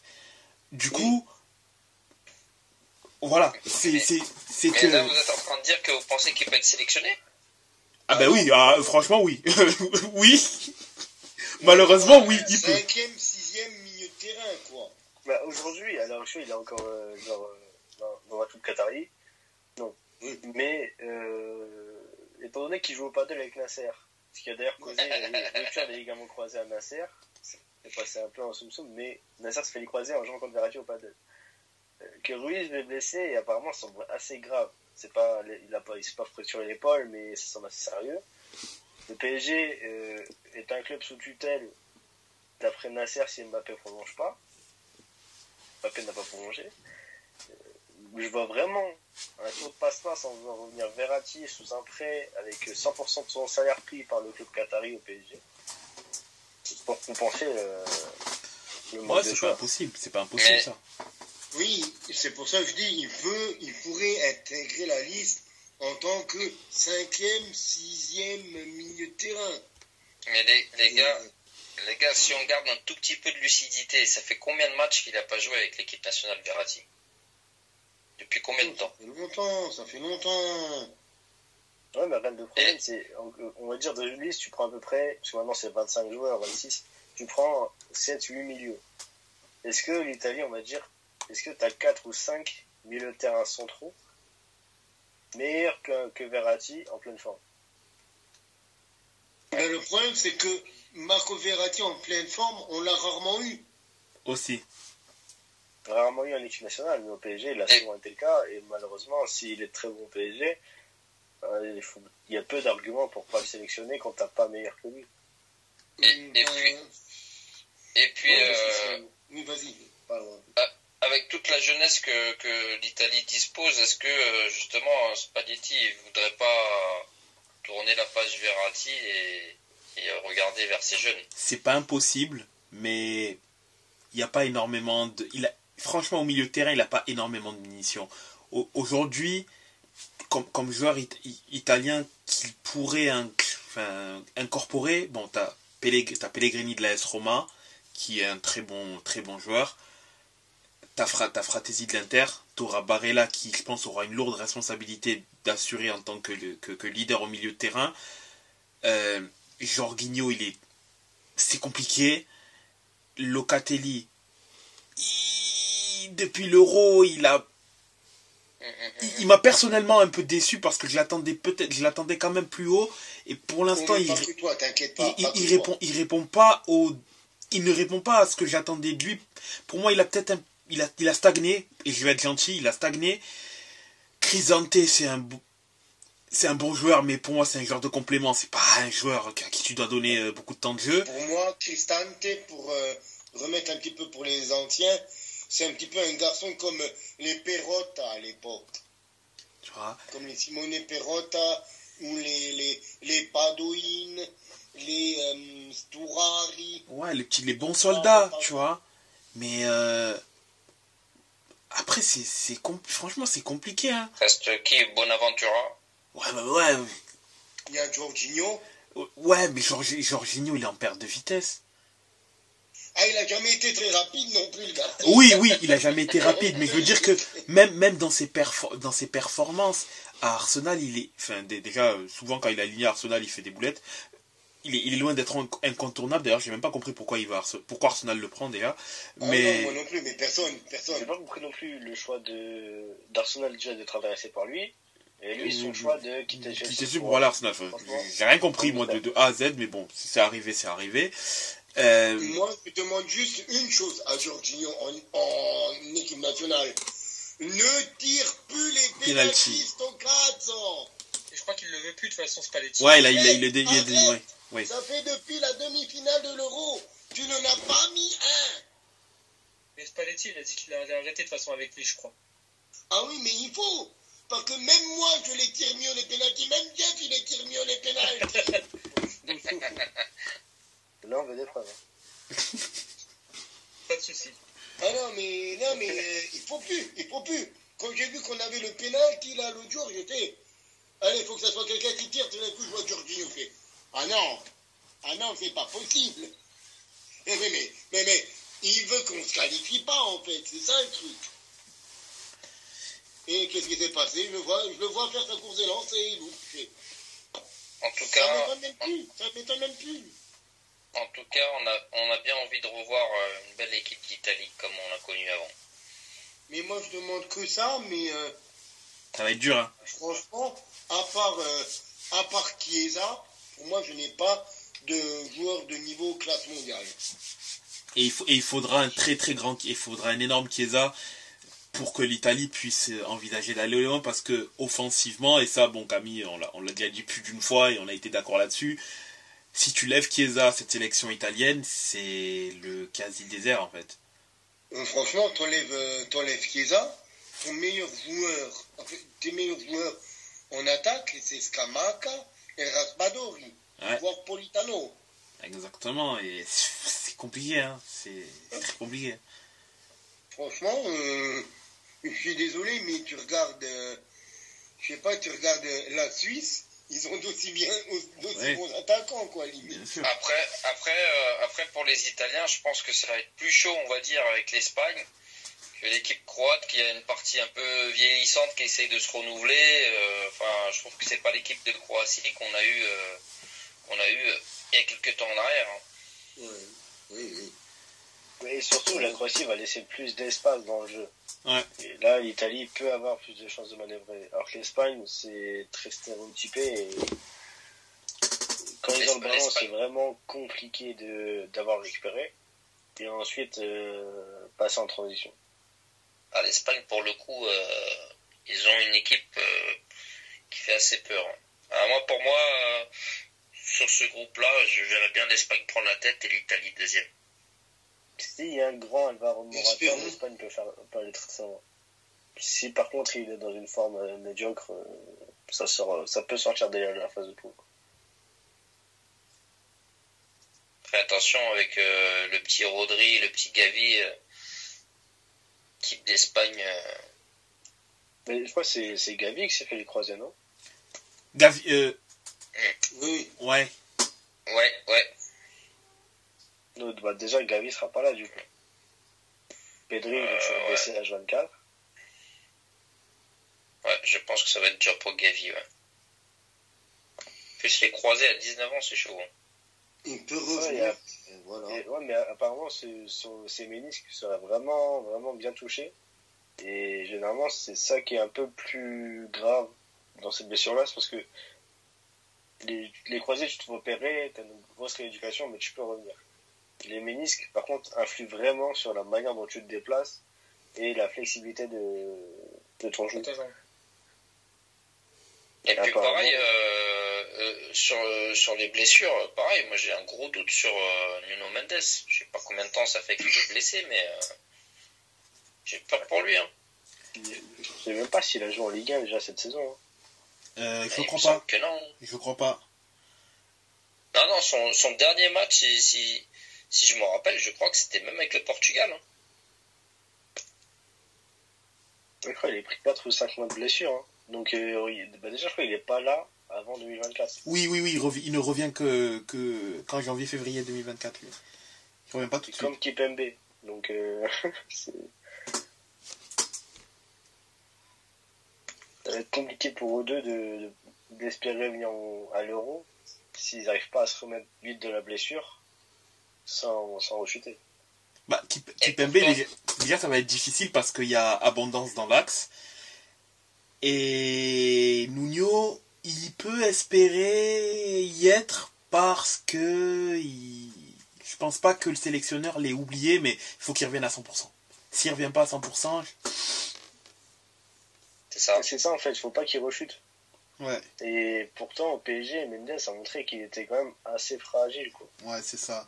Et paradoxalement, s'il arrive à ne pas rechuter, à être performant, ben déjà ça sera doublement positif, d'une part pour lui, pour sa participation à l'Euro, et aussi par rapport au PSG qui permettra de ne pas permettra surtout pour Mbappé de ne plus être victime du circuit préférentiel qui est à droite. Parce qu'à gauche, vu que pour l'instant c'est Lucas Hernandez qui est sur ce côté gauche, mais en général il repique dans l'axe pour être troisième un peu défenseur, enfin du moins Mbappé il est un peu plus squeezé dans le jeu au profit, par contre là où Hakimi et Dembouz ils ont tout le loisir de faire ce qu'ils veulent sur le côté droit, et là où Nuno Mendes aurait pu être super intéressant et pertinent, c'est qu'il aurait pu permettre une alternance dans la capacité de pouvoir accélérer le jeu côté gauche. Et est-ce que vous savez ce que c'est comme blessure qu'il a Mendes et les croisés? Non, c'est musculaire, je crois. Ouais, je crois que c'était une déchirure, un truc comme ça. Ouais, quelque chose comme dans ce titre-là. Il me semble que lui, c'est musculaire, par contre. Qui dure autant de temps que ça, c'est ça qui me... Bah déjà, l'an passé, il a eu pas mal de blessures au niveau des cuisses.